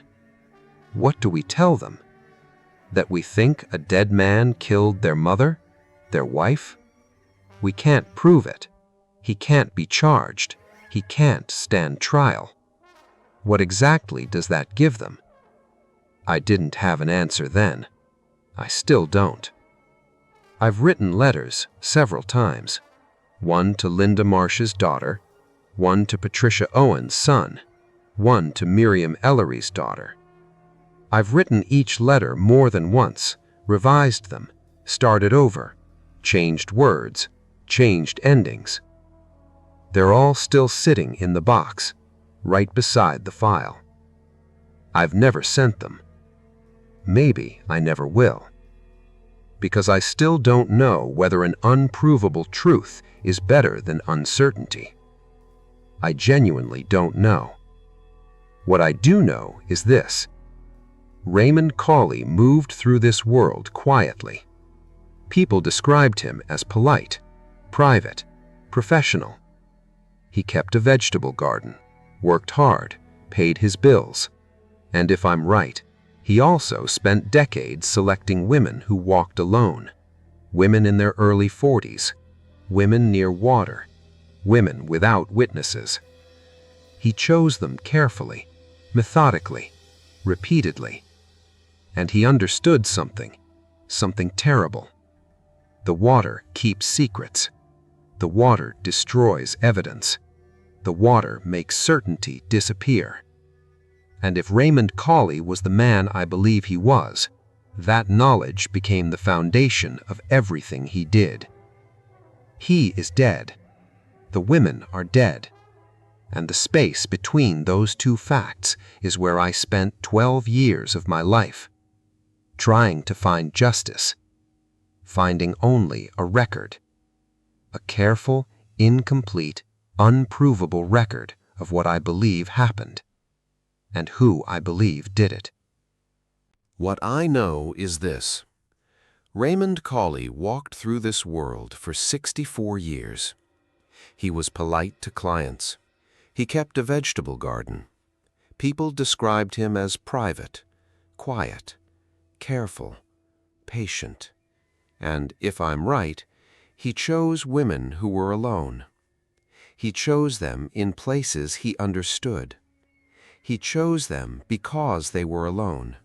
And when they were alone, there were no witnesses. Without witnesses, the water kept everything. The water kept the evidence. The water kept the answers. The water kept the truth. And he knew it would. That knowledge was the foundation of everything he did. He is dead. The women he killed are dead. And the distance between those two facts became the place where I lived for 12 years, trying to find justice, trying to find certainty, finding neither, only the record. The incomplete, meticulously assembled, unprovable record of what I believe happened. I don't know if this account changes anything. I don't know who will read it or what they'll do with it. I only know that these women existed, and they deserved to be seen. They deserved to be remembered. Even if the full truth can only be told in an imperfect way. Linda Marsh, Patricia Ann Owens, Miriam Ellery, Barbara, Sandra, the woman in West Virginia, the woman in Indiana. For 12 years I said their names every morning. I say them now because it's the only thing I have left to give them, and so I give it. But there is one final thing, because honesty requires it. 2 years after Raymond Cawley's death, I was cleaning out the barn behind my house, a project I'd been putting off for 6 years. The barn was cluttered with old tools, tarps, boxes, the usual accumulation of things people forget they own. In one corner, underneath a stack of old tarpaulins, I found a hand drill, old, rusted, unremarkable, the kind of tool you could find in 1,000 garages. I picked it up and immediately realized something. I didn't recognize it. I couldn't remember buying it, couldn't remember seeing it before, couldn't remember how it got there. Now, I need to be very clear. The drill meant nothing, nothing at all. It was almost certainly left by a previous owner or repairman or someone who worked on the property years before we bought it. It had no connection to Raymond Cawley, no evidence, no significance. I know that. I know it rationally. But I stood there in that barn, holding that rusted drill, and a thought entered my mind. A simple thought. How long had Raymond Cawley lived in this county? How many properties had he worked on? How many roads had he driven? How many early mornings had he spent moving through these communities, watching, observing, passing unnoticed? How many times had he driven past my house? I stood there longer than I cared to admit. Then I threw the drill away, walked out of the barn, and called Carol. She came outside, sat beside me on the porch, and held my hand. We watched the evening settle across the yard. The sky darkened. The trees became silhouettes. The first crickets started singing. After a while, Carol spoke. "It's over." I nodded. "I know." She squeezed my hand, then said, "Say it." I looked out into the darkness and answered, "It's over." She kept holding my hand. For a long time, long after the light disappeared, long after the yard became shadows, long after the words left my mouth. Because the truth was, it took me a very long time to believe them. The following is a first-person account of Detective Sergeant Nora Voss, Homicide Division, Portland Police Bureau, regarding the investigation of a serial homicide case spanning 14 months. The case file is closed. The perpetrator is deceased. This account was written at the request of the Oregon Criminal Justice Commission for use in training materials. Names of victims have been used with the permission of their families. I've been a homicide detective for 11 years, and the one thing I can tell you with certainty is that there is no such thing as a routine call. Every time dispatch rings at 2 in the morning, something in your chest does something involuntary. Your body never quite adjusts to the knowledge that a voice on a radio means someone's life ended badly, and now it's yours to understand. The call came in on a Tuesday, October 14th. A jogger had found a woman's body in the greenbelt along the east bank of the Willamette in a narrow strip of trees between the river path and a residential street. I got there at 2:47 a.m. My partner at the time, a man named Garrett Hale, who I've worked with for 6 years and trust absolutely, got there 3 minutes after me. I remember standing at the edge of the tree line, looking at the scene before I walked into it, the way I always do. You get one chance to see it fresh before your own footprints are in the dirt and your own presence has changed the air. I used that one chance. The victim was a woman in her early 30s, brown hair. She was lying on her back, which is not the position bodies usually end up in. Gravity and physics tend to drop people on their sides or their fronts. She had been arranged, that was the first thing. Arms at her sides, legs together. The precise, deliberate posture of someone laid out for viewing, the posture of the formal dead. She was fully clothed, no obvious signs of sexual assault, though the autopsy would confirm. No visible wounds at first look, which was unusual. Cause of death was not immediately apparent. What was immediately apparent was that she was clean. Her clothes were clean, her hair was clean, her face was clean. We were outdoors, in a damp, wooded area at 3 in the morning, and this woman looked like she had been freshly bathed and dressed. I crouched down about 4 feet from her. I looked at her face for a long time. She looked peaceful. That's the word I kept coming back to. Not the brutal peace of the long dead, not the emptied look. She looked peaceful in the way a sleeping person looks peaceful, like she had closed her eyes by choice. "Garrett?" I said. "Yeah," he said. He was standing a few feet behind me. "This isn't where she died." "No. Somewhere else, cleaned up, brought here." "Yeah." He wanted her found. He placed her on the path, Garrett said. Not in the bushes, not concealed. He put her where a jogger would find her by 7 a.m. I stood up. I looked around the tree line for cameras. There were none at that angle. The residential security cameras on the houses beyond the trees had no sight line to this spot. He'd known that. He'd chosen this spot knowing that. "He's done this before," I said, not a question. Garrett didn't answer, which was his way of agreeing. The victim was identified the following day as Claire Marsh, 31 years old, a graphic designer who lived alone in southeast Portland. She had last been seen leaving work at 6:15 p.m. the previous day. Cause of death, according to the medical examiner, was asphyxiation, manual strangulation, consistent with large hands, bare hands, no glove marks, but no usable fingerprints either. She had been cleaned thoroughly after death with a commercial soap. The medical examiner found trace amounts of lavender, a lavender-scented soap, probably purchased anywhere. She had not been sexually assaulted. Her personal belongings, wallet, phone, keys, were missing. Her car was found 2 days later in a shopping center parking lot near her office, locked, everything inside.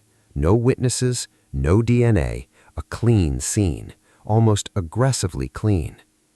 I sat at my desk the day after the autopsy and thought about what I knew.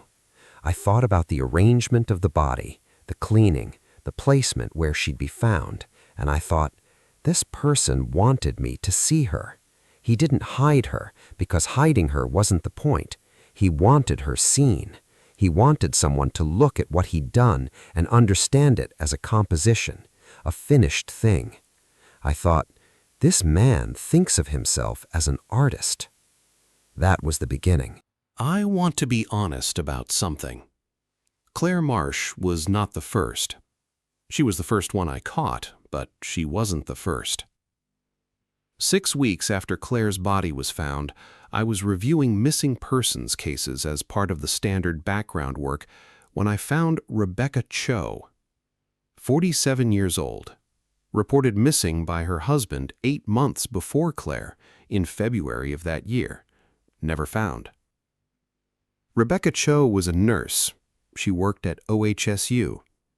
She had driven to work on a Monday morning, parked in her usual spot in the employee lot, and had never reached the building. Her car was locked, her badge was still in her bag in the car, no body. So no investigation in the sense that mine was an investigation, a missing persons case that had gone cold within weeks.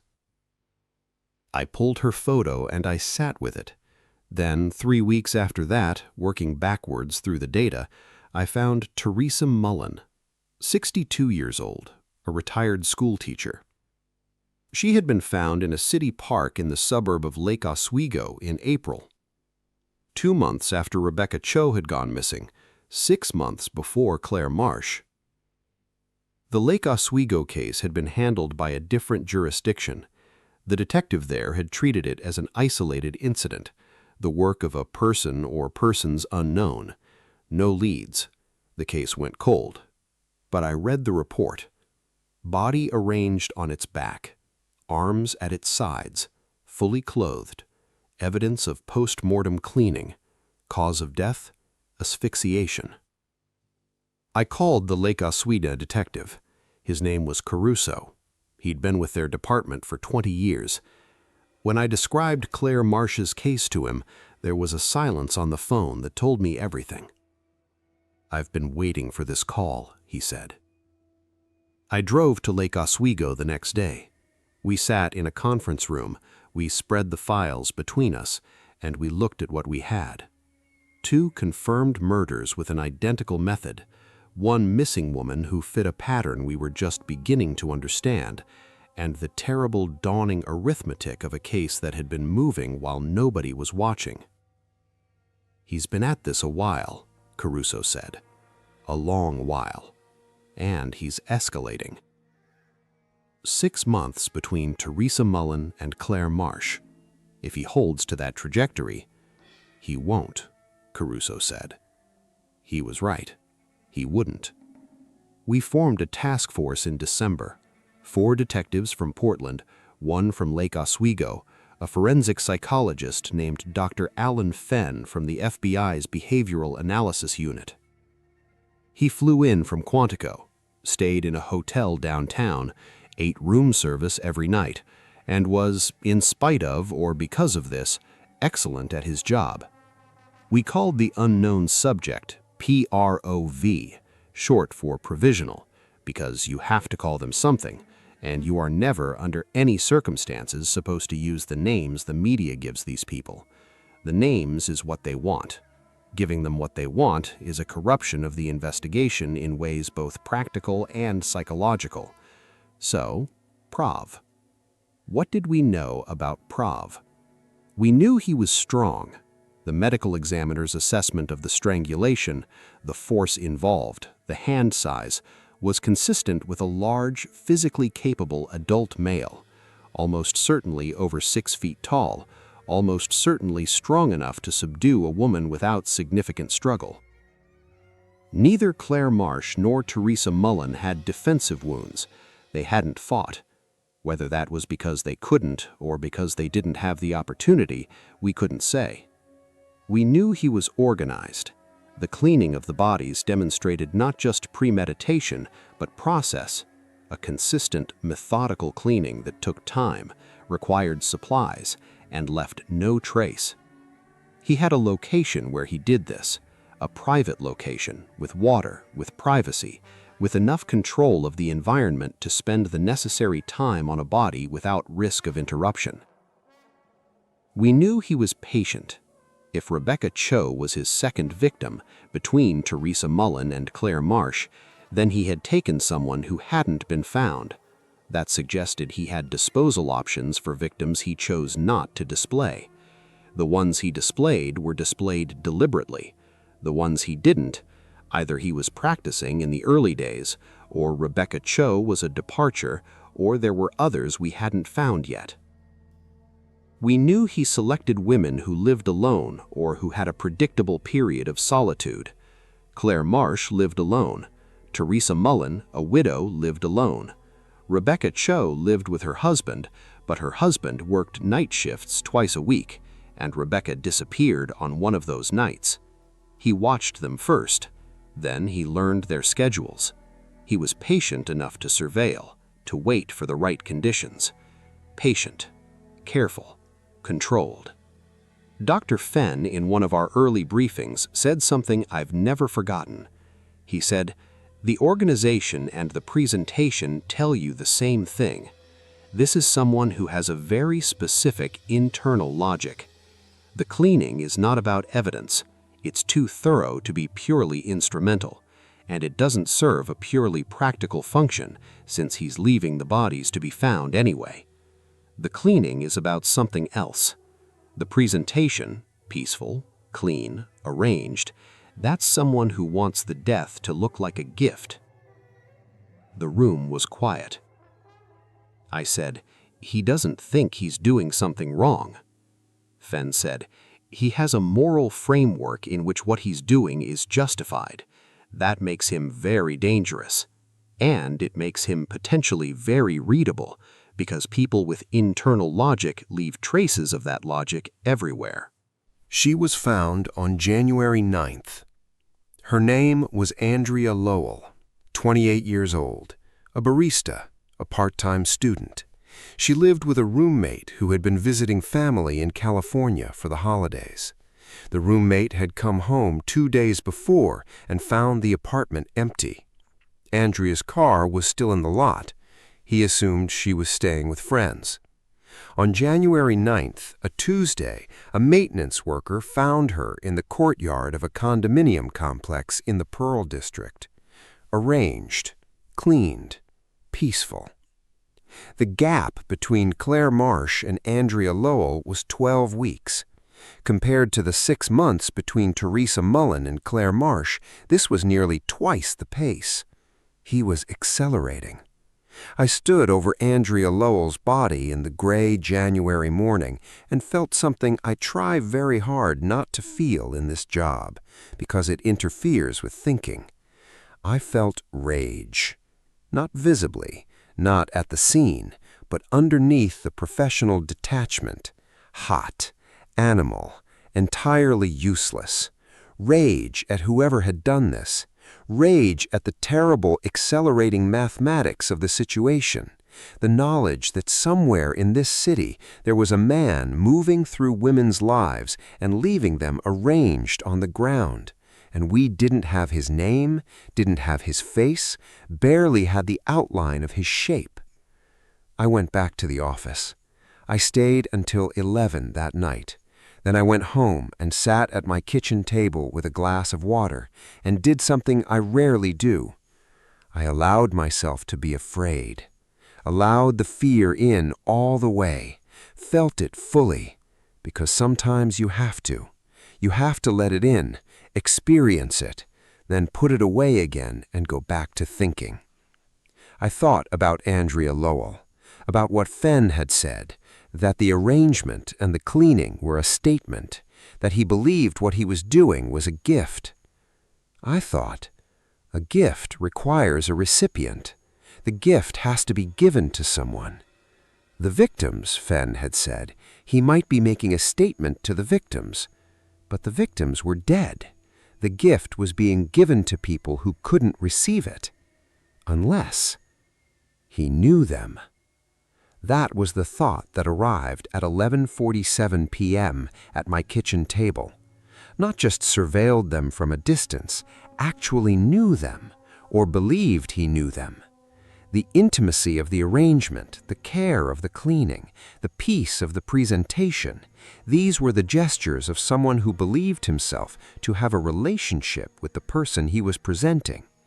He chose women who were, in some sense, alone, isolated, people who had gaps in their support structure, gaps in their visibility. He knew those gaps because he had watched them, but also because he saw something in them that he recognized, some quality of aloneness that he responded to. He was lonely too. I went to bed at 1 in the morning.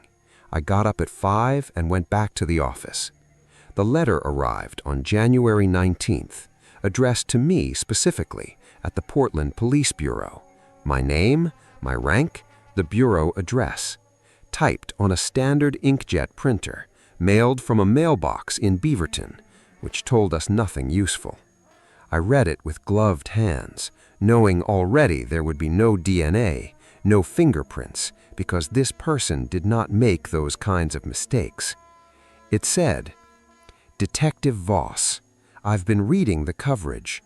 The journalists don't understand what I'm doing. I thought you might. You have been careful and respectful with the women you found, and I appreciate that. They deserve respect. That is the entire point. I want you to know that they were not afraid. I need you to know that. When the moment came, none of them were afraid. I made sure of that. There is a particular quality to a person when fear leaves them, a lightness, an opening. The last thing they felt was that lightness. I know you are trying to find me. I understand that is your job. I don't hold it against you. I think you should keep trying. I think the effort honors them. I will write again. No signature, no name." I read it 4 times. Then I put it in an evidence bag. Then I called Fenn. He drove to the bureau from his hotel in 20 minutes. He sat across from me and read the letter twice, then put it down and stared at the ceiling. "He's not taunting you," he said. "I know," I replied. "This isn't the Zodiac. It's not ego. It's not a power display. He means this." Fenn tapped the letter. He genuinely believes the women didn't suffer. He may even be right. There are methods of asphyxiation that can be fast and relatively peaceful if the victim doesn't struggle.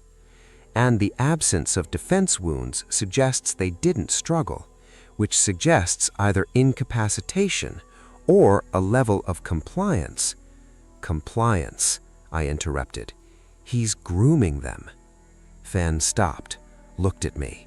"He knows them." We talked about this. He doesn't just watch them. He has contact. He establishes something, a relationship, or the appearance of one. He's someone they trust enough not to fight. That changes everything, Fen said quietly. He's not a stranger. Not to them. I looked back at the letter. I know you are trying to find me. I understand that is your job. He's in their lives. Peripherally, maybe, but in their lives. We need to look at social overlap. Anyone who appears in more than one victim's orbit. We looked, for 3 weeks, at everything. Employers, service providers, gyms, coffee shops, medical providers, neighbors, social media followers. We built a web of overlapping contacts and tried to find the thread. And eventually, we found 2 overlaps. Both victims, Claire Marsh and Teresa Mullen, had used the same pharmacy chain, different locations, and both had, in the months before their deaths, joined an online community forum for people dealing with isolation and depression, a Reddit-adjacent platform called Quiet Space, a place where people posted anonymously about loneliness, grief, and the difficulty of living alone. Andrea Lowell had a Quiet Space account too. Rebecca Cho had a Quiet Space account. I sat with that for a long time. Then I created an account and started reading. The platform was exactly what it claimed to be, a quiet place for people to talk about the experience of being alone. Not a crisis platform, not therapy, just a space. Most of it was genuinely sad in the way ordinary human sadness is sad. The inarticulate grief of people who didn't have enough connection and were trying to put it into words. I read through hundreds of posts. I was looking for a pattern, a user who appeared consistently in the comments of the victims' posts, a voice that matched the voice in the letter. The victims' posts were heartbreaking. Claire Marsh had posted 4 times in the 8 months before her death. She wrote about the difficulty of living alone after a long relationship ended. Her username was CMPDX. Her posts were articulate, honest, sad. I read them 3 times each. Someone named Listener 1967 had replied to all 4. Listener 1967 had replied to all 4 of Claire's posts, all 3 of Teresa Mullen's posts, and 5 posts from a user I later confirmed was Rebecca Cho. The replies were gentle, thoughtful, empathetic. They were the kind of replies that made you feel heard. That was the word that kept occurring to me. Heard. He was a good listener, or he performed being one perfectly. The women had responded to him in return, grateful, warmer in later posts, sometimes mentioning they had been in contact with someone who understood, that they felt less alone. I showed everything to Fen. He read the threads carefully. When he looked up, his face had that grim, focused expression I'd learned to recognize. He establishes intimacy online, Fen said. Then he moves the relationship offline. That's when he's assessing, seeing whether they match what he's idealized. The ones who do, he stopped. Gives his gift, I said. Yes. We need to subpoena the platform's records, IP addresses, account information, everything. He's using a VPN, Fen said. Maybe Tor. He's too careful not to be. Maybe. But maybe he made a mistake somewhere. Careful people get comfortable. Comfortable people get careless. Garrett and I worked the subpoena for 5 days. The platform's legal team cooperated once we explained the nature of the investigation. They gave us everything they had. Listener 1967 had registered from a VPN server in the Netherlands, exactly what we'd expected. The account was 3 years old. Over that time, he had replied to more than 200 posts, dozens of users. We started looking at those users, trying to identify other possible victims, cross-referencing usernames with missing persons cases and unresolved homicides throughout the Pacific Northwest. It was slow work. painful work. And then we found 2 more. A woman in Seattle who had disappeared 2 years ago and never been found, and a woman in Eugene whose death had originally been ruled a cardiac event, but whose case file contained anomalies that had never been fully pursued. I called the medical examiner in Eugene. She reopened the file, looked at it again with fresh eyes. She called me back the next day. This was manual strangulation, consistent with what you described. I think it was missed because of her age. She was 54, she had hypertension, and the body had been outside long enough that some of the bruising degraded. When? I asked. January, 2 years ago. I wrote it on the board. 6 victims that we knew of, spanning at least 2 years, probably more. Some not found, some never connected. He had been doing this for a long time. The second letter arrived on February 3rd. It read, "Detective Voss, I've been thinking about how to explain it to you. I want you to understand, because I think understanding is possible, and because I respect what you're doing, even if it ends badly for me. I see them before I find them. I mean this literally. I read what they write, and I can see them so clearly, the particular quality of their aloneness, the way they carry it. There is a kind of person who has been alone so long they've started to become transparent. You can see through them to something essential underneath. I find that beautiful. When I meet them, it's never what I expect. They're both more and less than the writing. Real people always are. But there's always that quality, the transparency, the essential thing underneath. I'm drawn to it. I know what you're thinking. I know you found the platform. I changed accounts the day you found it. I'm telling you this not to gloat, but because I want the account to exist. I want the writing to still be there. The writing is all I have left of them. There will be another on Tuesday." I sat in the task force room at 7 in the morning, staring at the letter. A man was telling me he would kill again in 5 days, and I still couldn't find him. But one line stayed with me. The writing is all I have left of them. He grieved them afterward. He believed he was giving them a gift, and then he missed them. The loss drove him forward, toward the next victim, toward the next connection.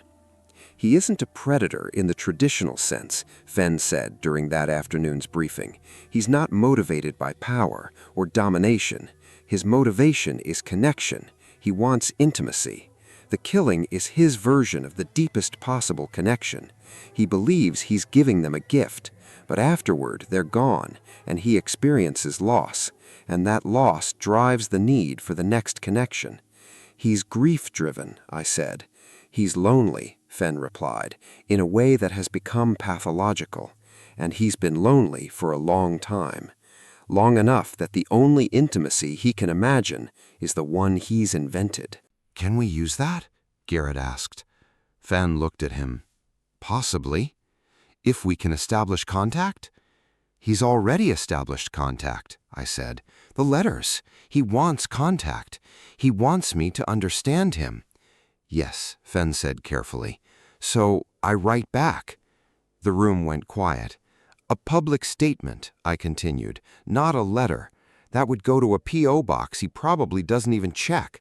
A dead end. A press statement. Something he'll see. Directed at him." We worked on the statement for 2 days. It had to walk a careful line.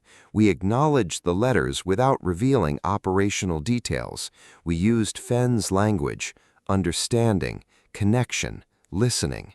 The goal was simple. Make him believe I heard him. Make him want to talk. The statement read, "I have read your letters carefully. I want to understand what you're telling me. I believe you're trying to say something important, and I am listening." We released it through the media on February 5th. 3 days later, on February 8th, a Tuesday, a woman was found in northeast Portland. She was lying in a pocket park 2 blocks from her house, arranged, cleaned, peaceful. Her name was Susan Farley, 41 years old, an accountant. She had a Quiet Space account. My statement had not worked. Or maybe it had worked, maybe it moved him to write again, but it hadn't stopped him, because stopping was never part of his framework. People who believe they're doing good don't stop doing good. I stood over Susan Farley's body at 8 in the morning. The February air cut through my coat, and I made myself look at her for a long time, every detail, every line of her face, because she deserved to be seen, and because I owed her that much. Then I went back to work. The break in the case didn't come from brilliant detective work. I want to be honest about that. The mythology of investigations is mostly fiction. People imagine a lone detective having a sudden flash of insight, a eureka moment, a genius connecting impossible dots. Most of the time, it doesn't happen that way. The break came from tedious cross-referencing, a forensic accountant borrowed from financial crimes, and a 54-year-old pharmacy manager named Dora Hayashi. The pharmacy connection had never gone away. Claire Marsh and Teresa Mullen had both used the same pharmacy chain. When we expanded the search to include Rebecca Cho, Andrea Lowell, and Susan Farley, all 5 women had prescriptions filled through branches of the same regional company. The chain employed 312 people across 15 locations. We started looking for employees who moved between stores, people with access to customer information across multiple branches. There were 11 delivery drivers, district managers, IT support staff. One of them stood out, not because of anything dramatic, because of a minor arrest 15 years earlier, criminal harassment, following a woman, sending unwanted communications. The charge had been reduced.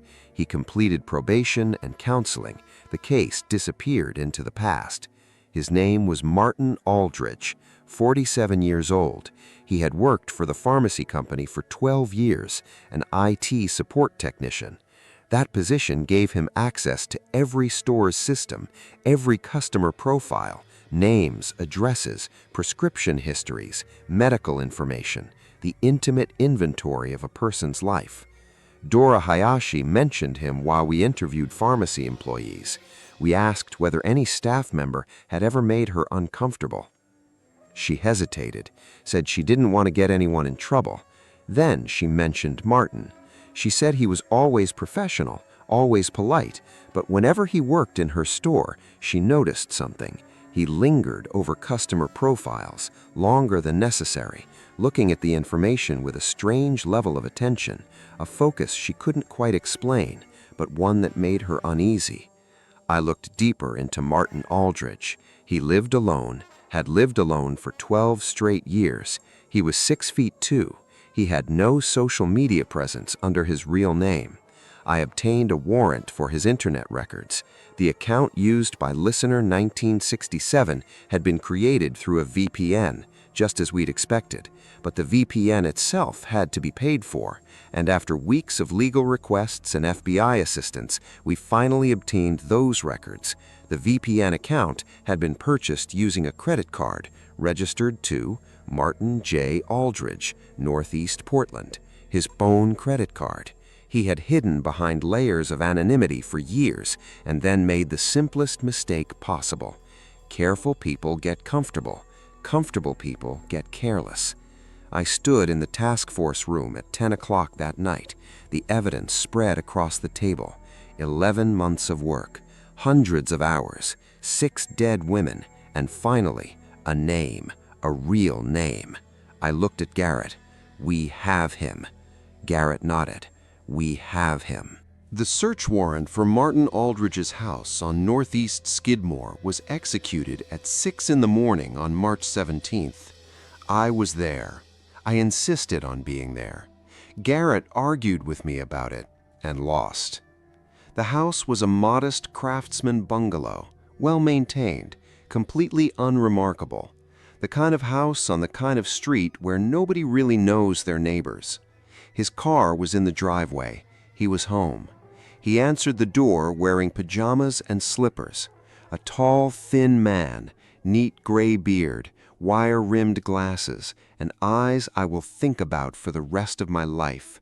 Pale gray, completely calm. Not the calm of someone hiding panic, not the performance of control. Actual calm. The calm of a man who had always known this morning might come and had already made peace with it. "Detective Voss," he said, looking directly at me. He had seen my photograph in the news. He knew exactly who I was. "Martin Aldridge," I said. "You're under arrest."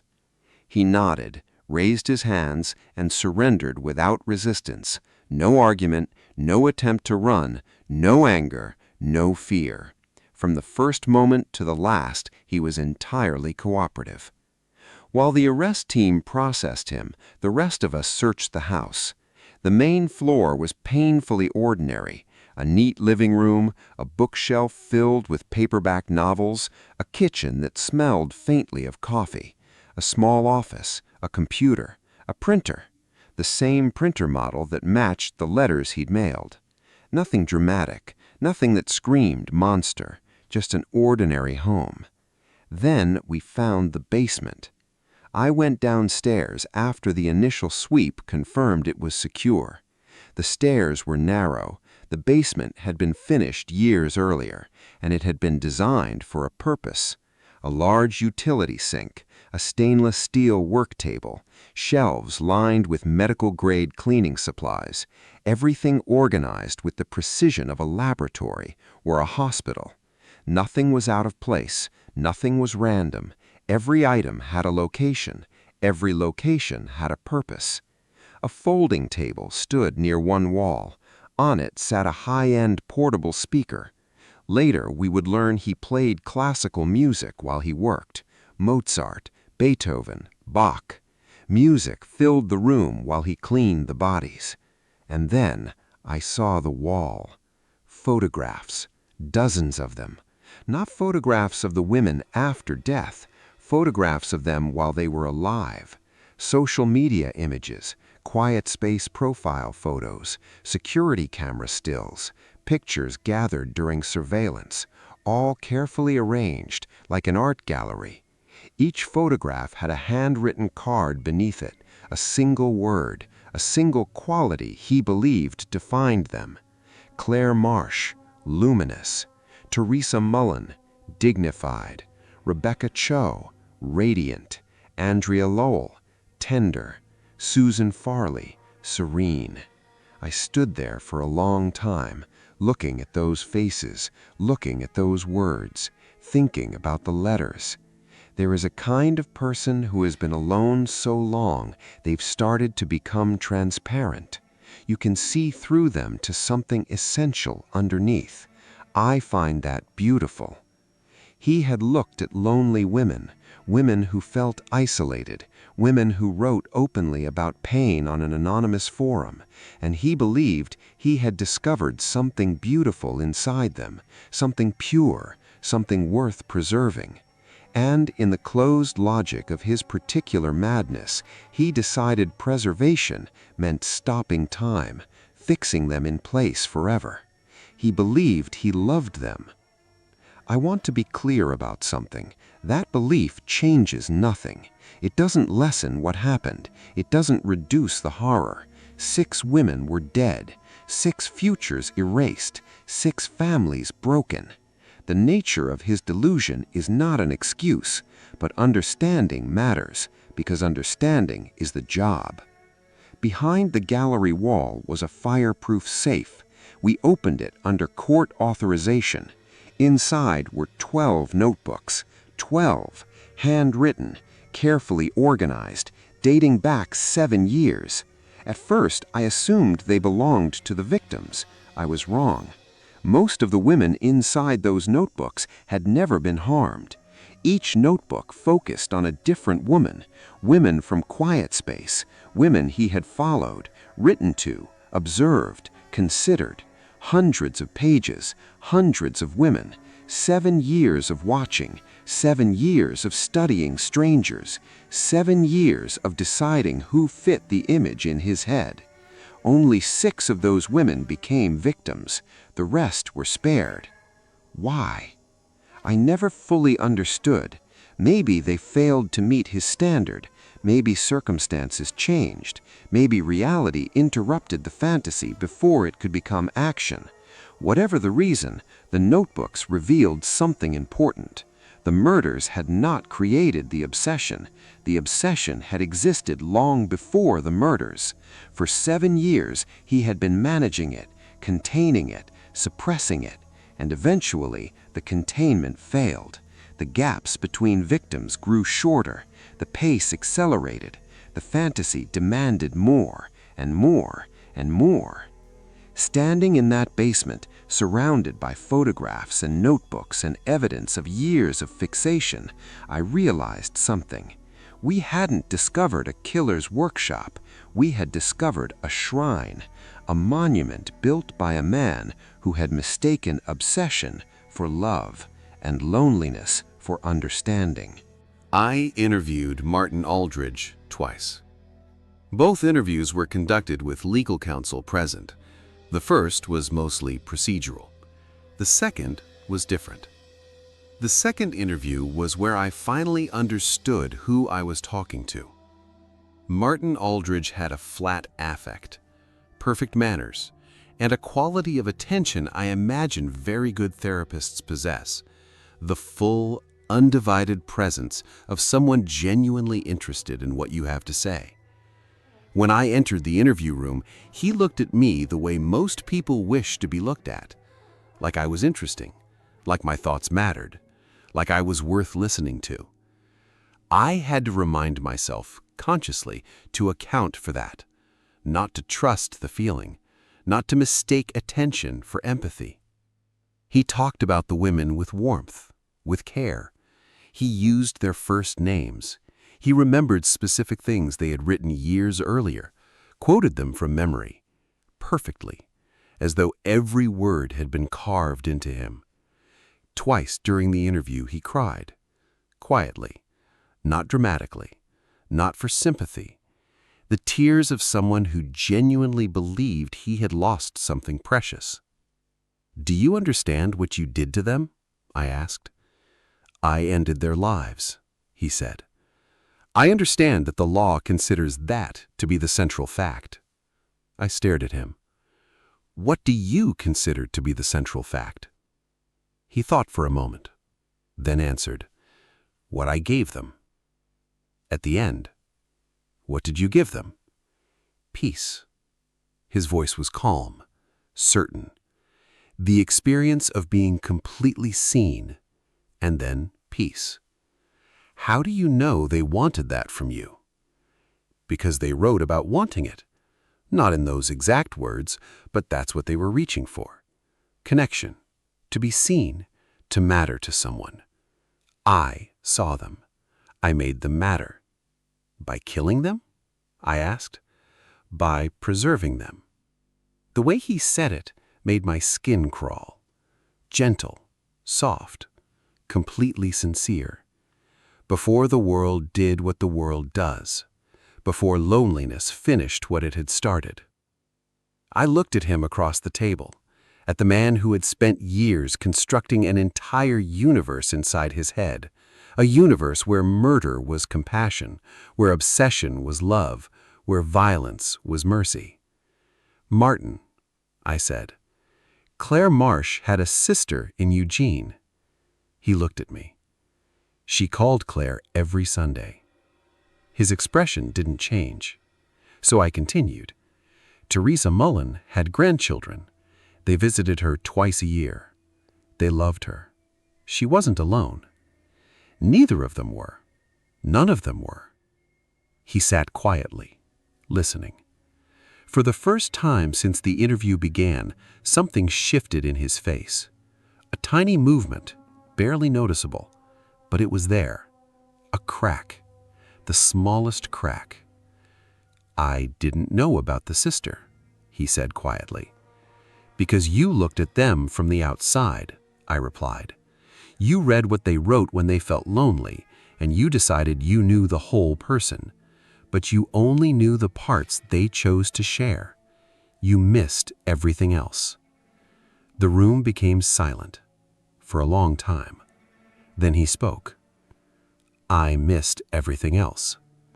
His voice sounded different now, not defeated, not remorseful, just uncertain, like a man discovering a flaw in a foundation he thought was solid.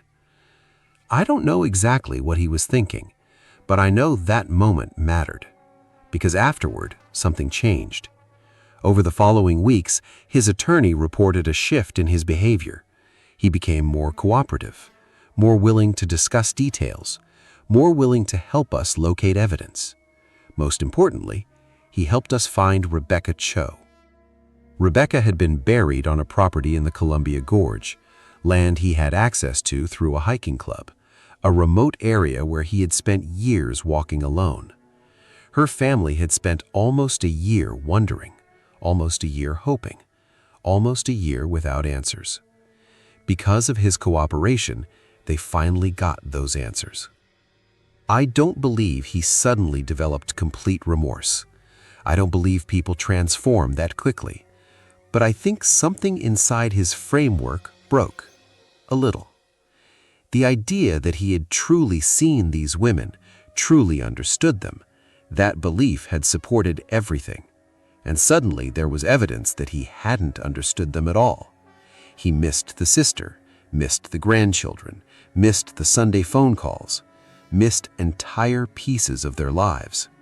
And if he missed those things, what else had he missed?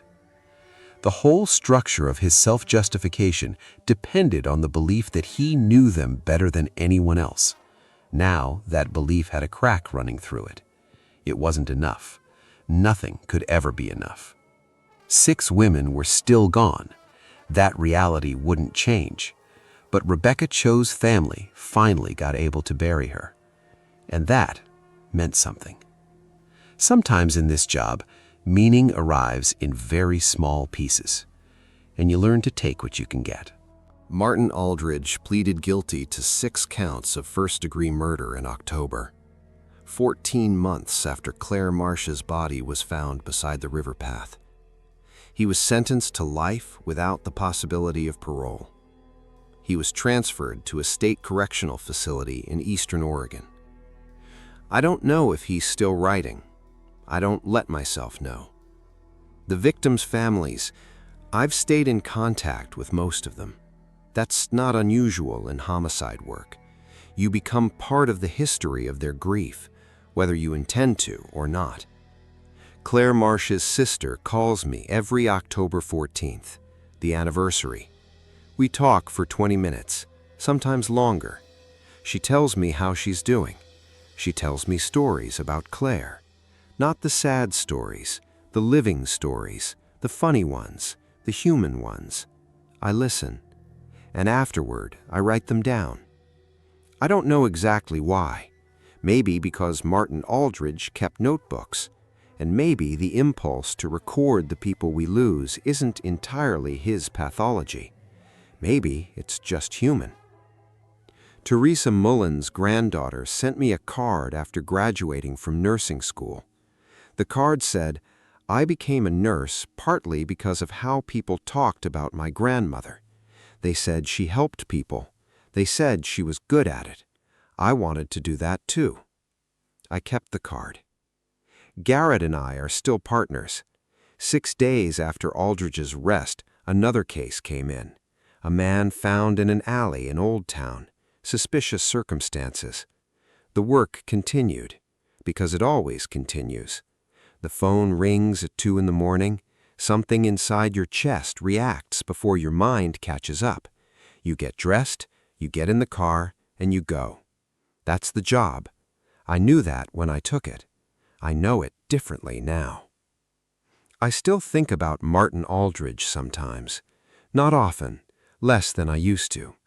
Mostly, I think about something Dr. Fenn said after the arrest. We were sitting in the empty task force room. The photographs were still pinned to the boards. The timelines still stretched across the walls.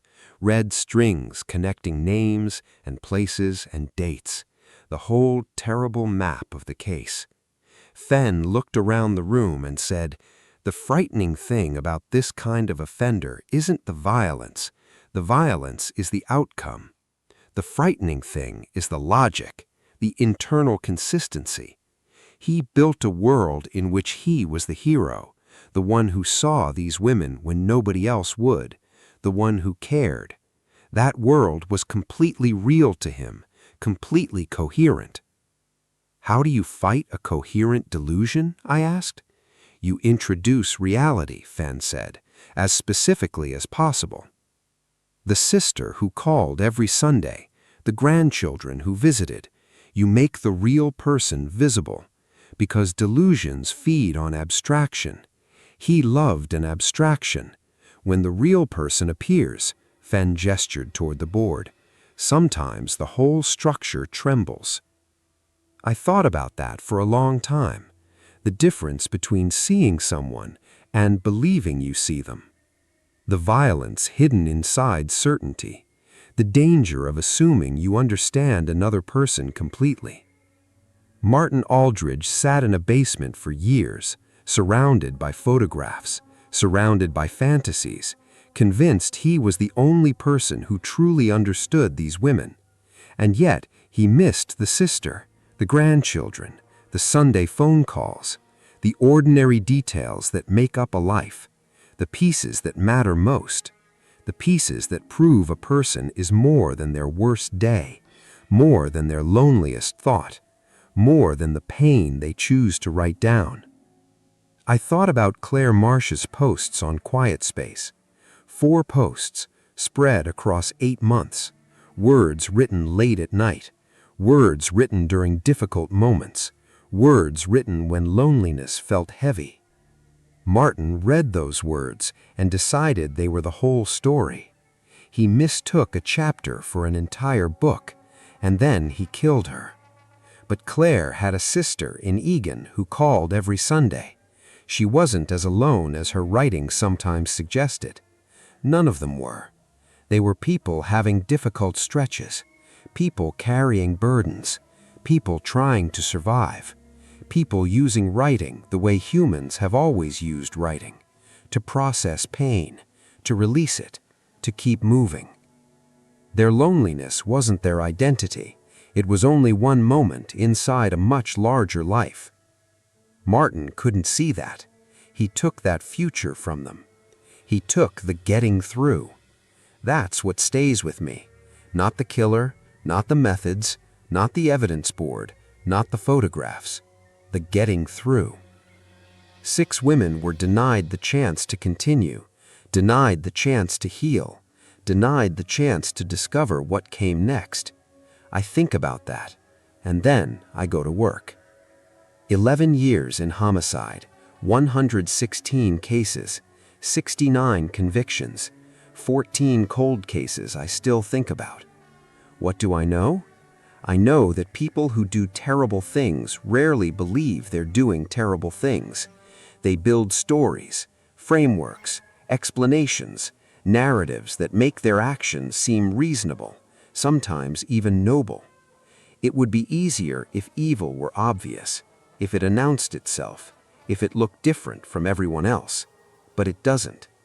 Martin Aldridge was polite, quiet, organized. He cried when he talked about women he murdered. He remembered their words years later, and he believed he loved them. I know loneliness is not a small thing. The victims gathered on a platform created for lonely people, and the man who found them there was damaged by the same thing that made them vulnerable. Loneliness changes people. Most of the time, the damage is survivable. Most of the time, people heal. Some reach out. Some find help. Some find connection. A very small number take a different path. The loneliness that broke Martin Aldridge began in the same place as the loneliness that made Claire Marsh write on Quiet Space. The difference wasn't the wound. The difference was everything that came afterward. I know this job asks more than it gives back, and I do it anyway, because someone has to stand in the cold at 3 in the morning. Someone has to look at what happened and commit to understanding it. That commitment isn't heroic. It isn't noble. It's simply the work. And I know that Claire Marsh had a sister in Egan who called every Sunday, that Teresa Mullen's granddaughter became a nurse, that Rebecca Cho's family finally brought her home, that even in the worst stories, there are still Sunday phone calls, graduation cards, family dinners, small human threads that hold people together. That's not nothing. That's the thing I hold on to. And after everything, it's enough.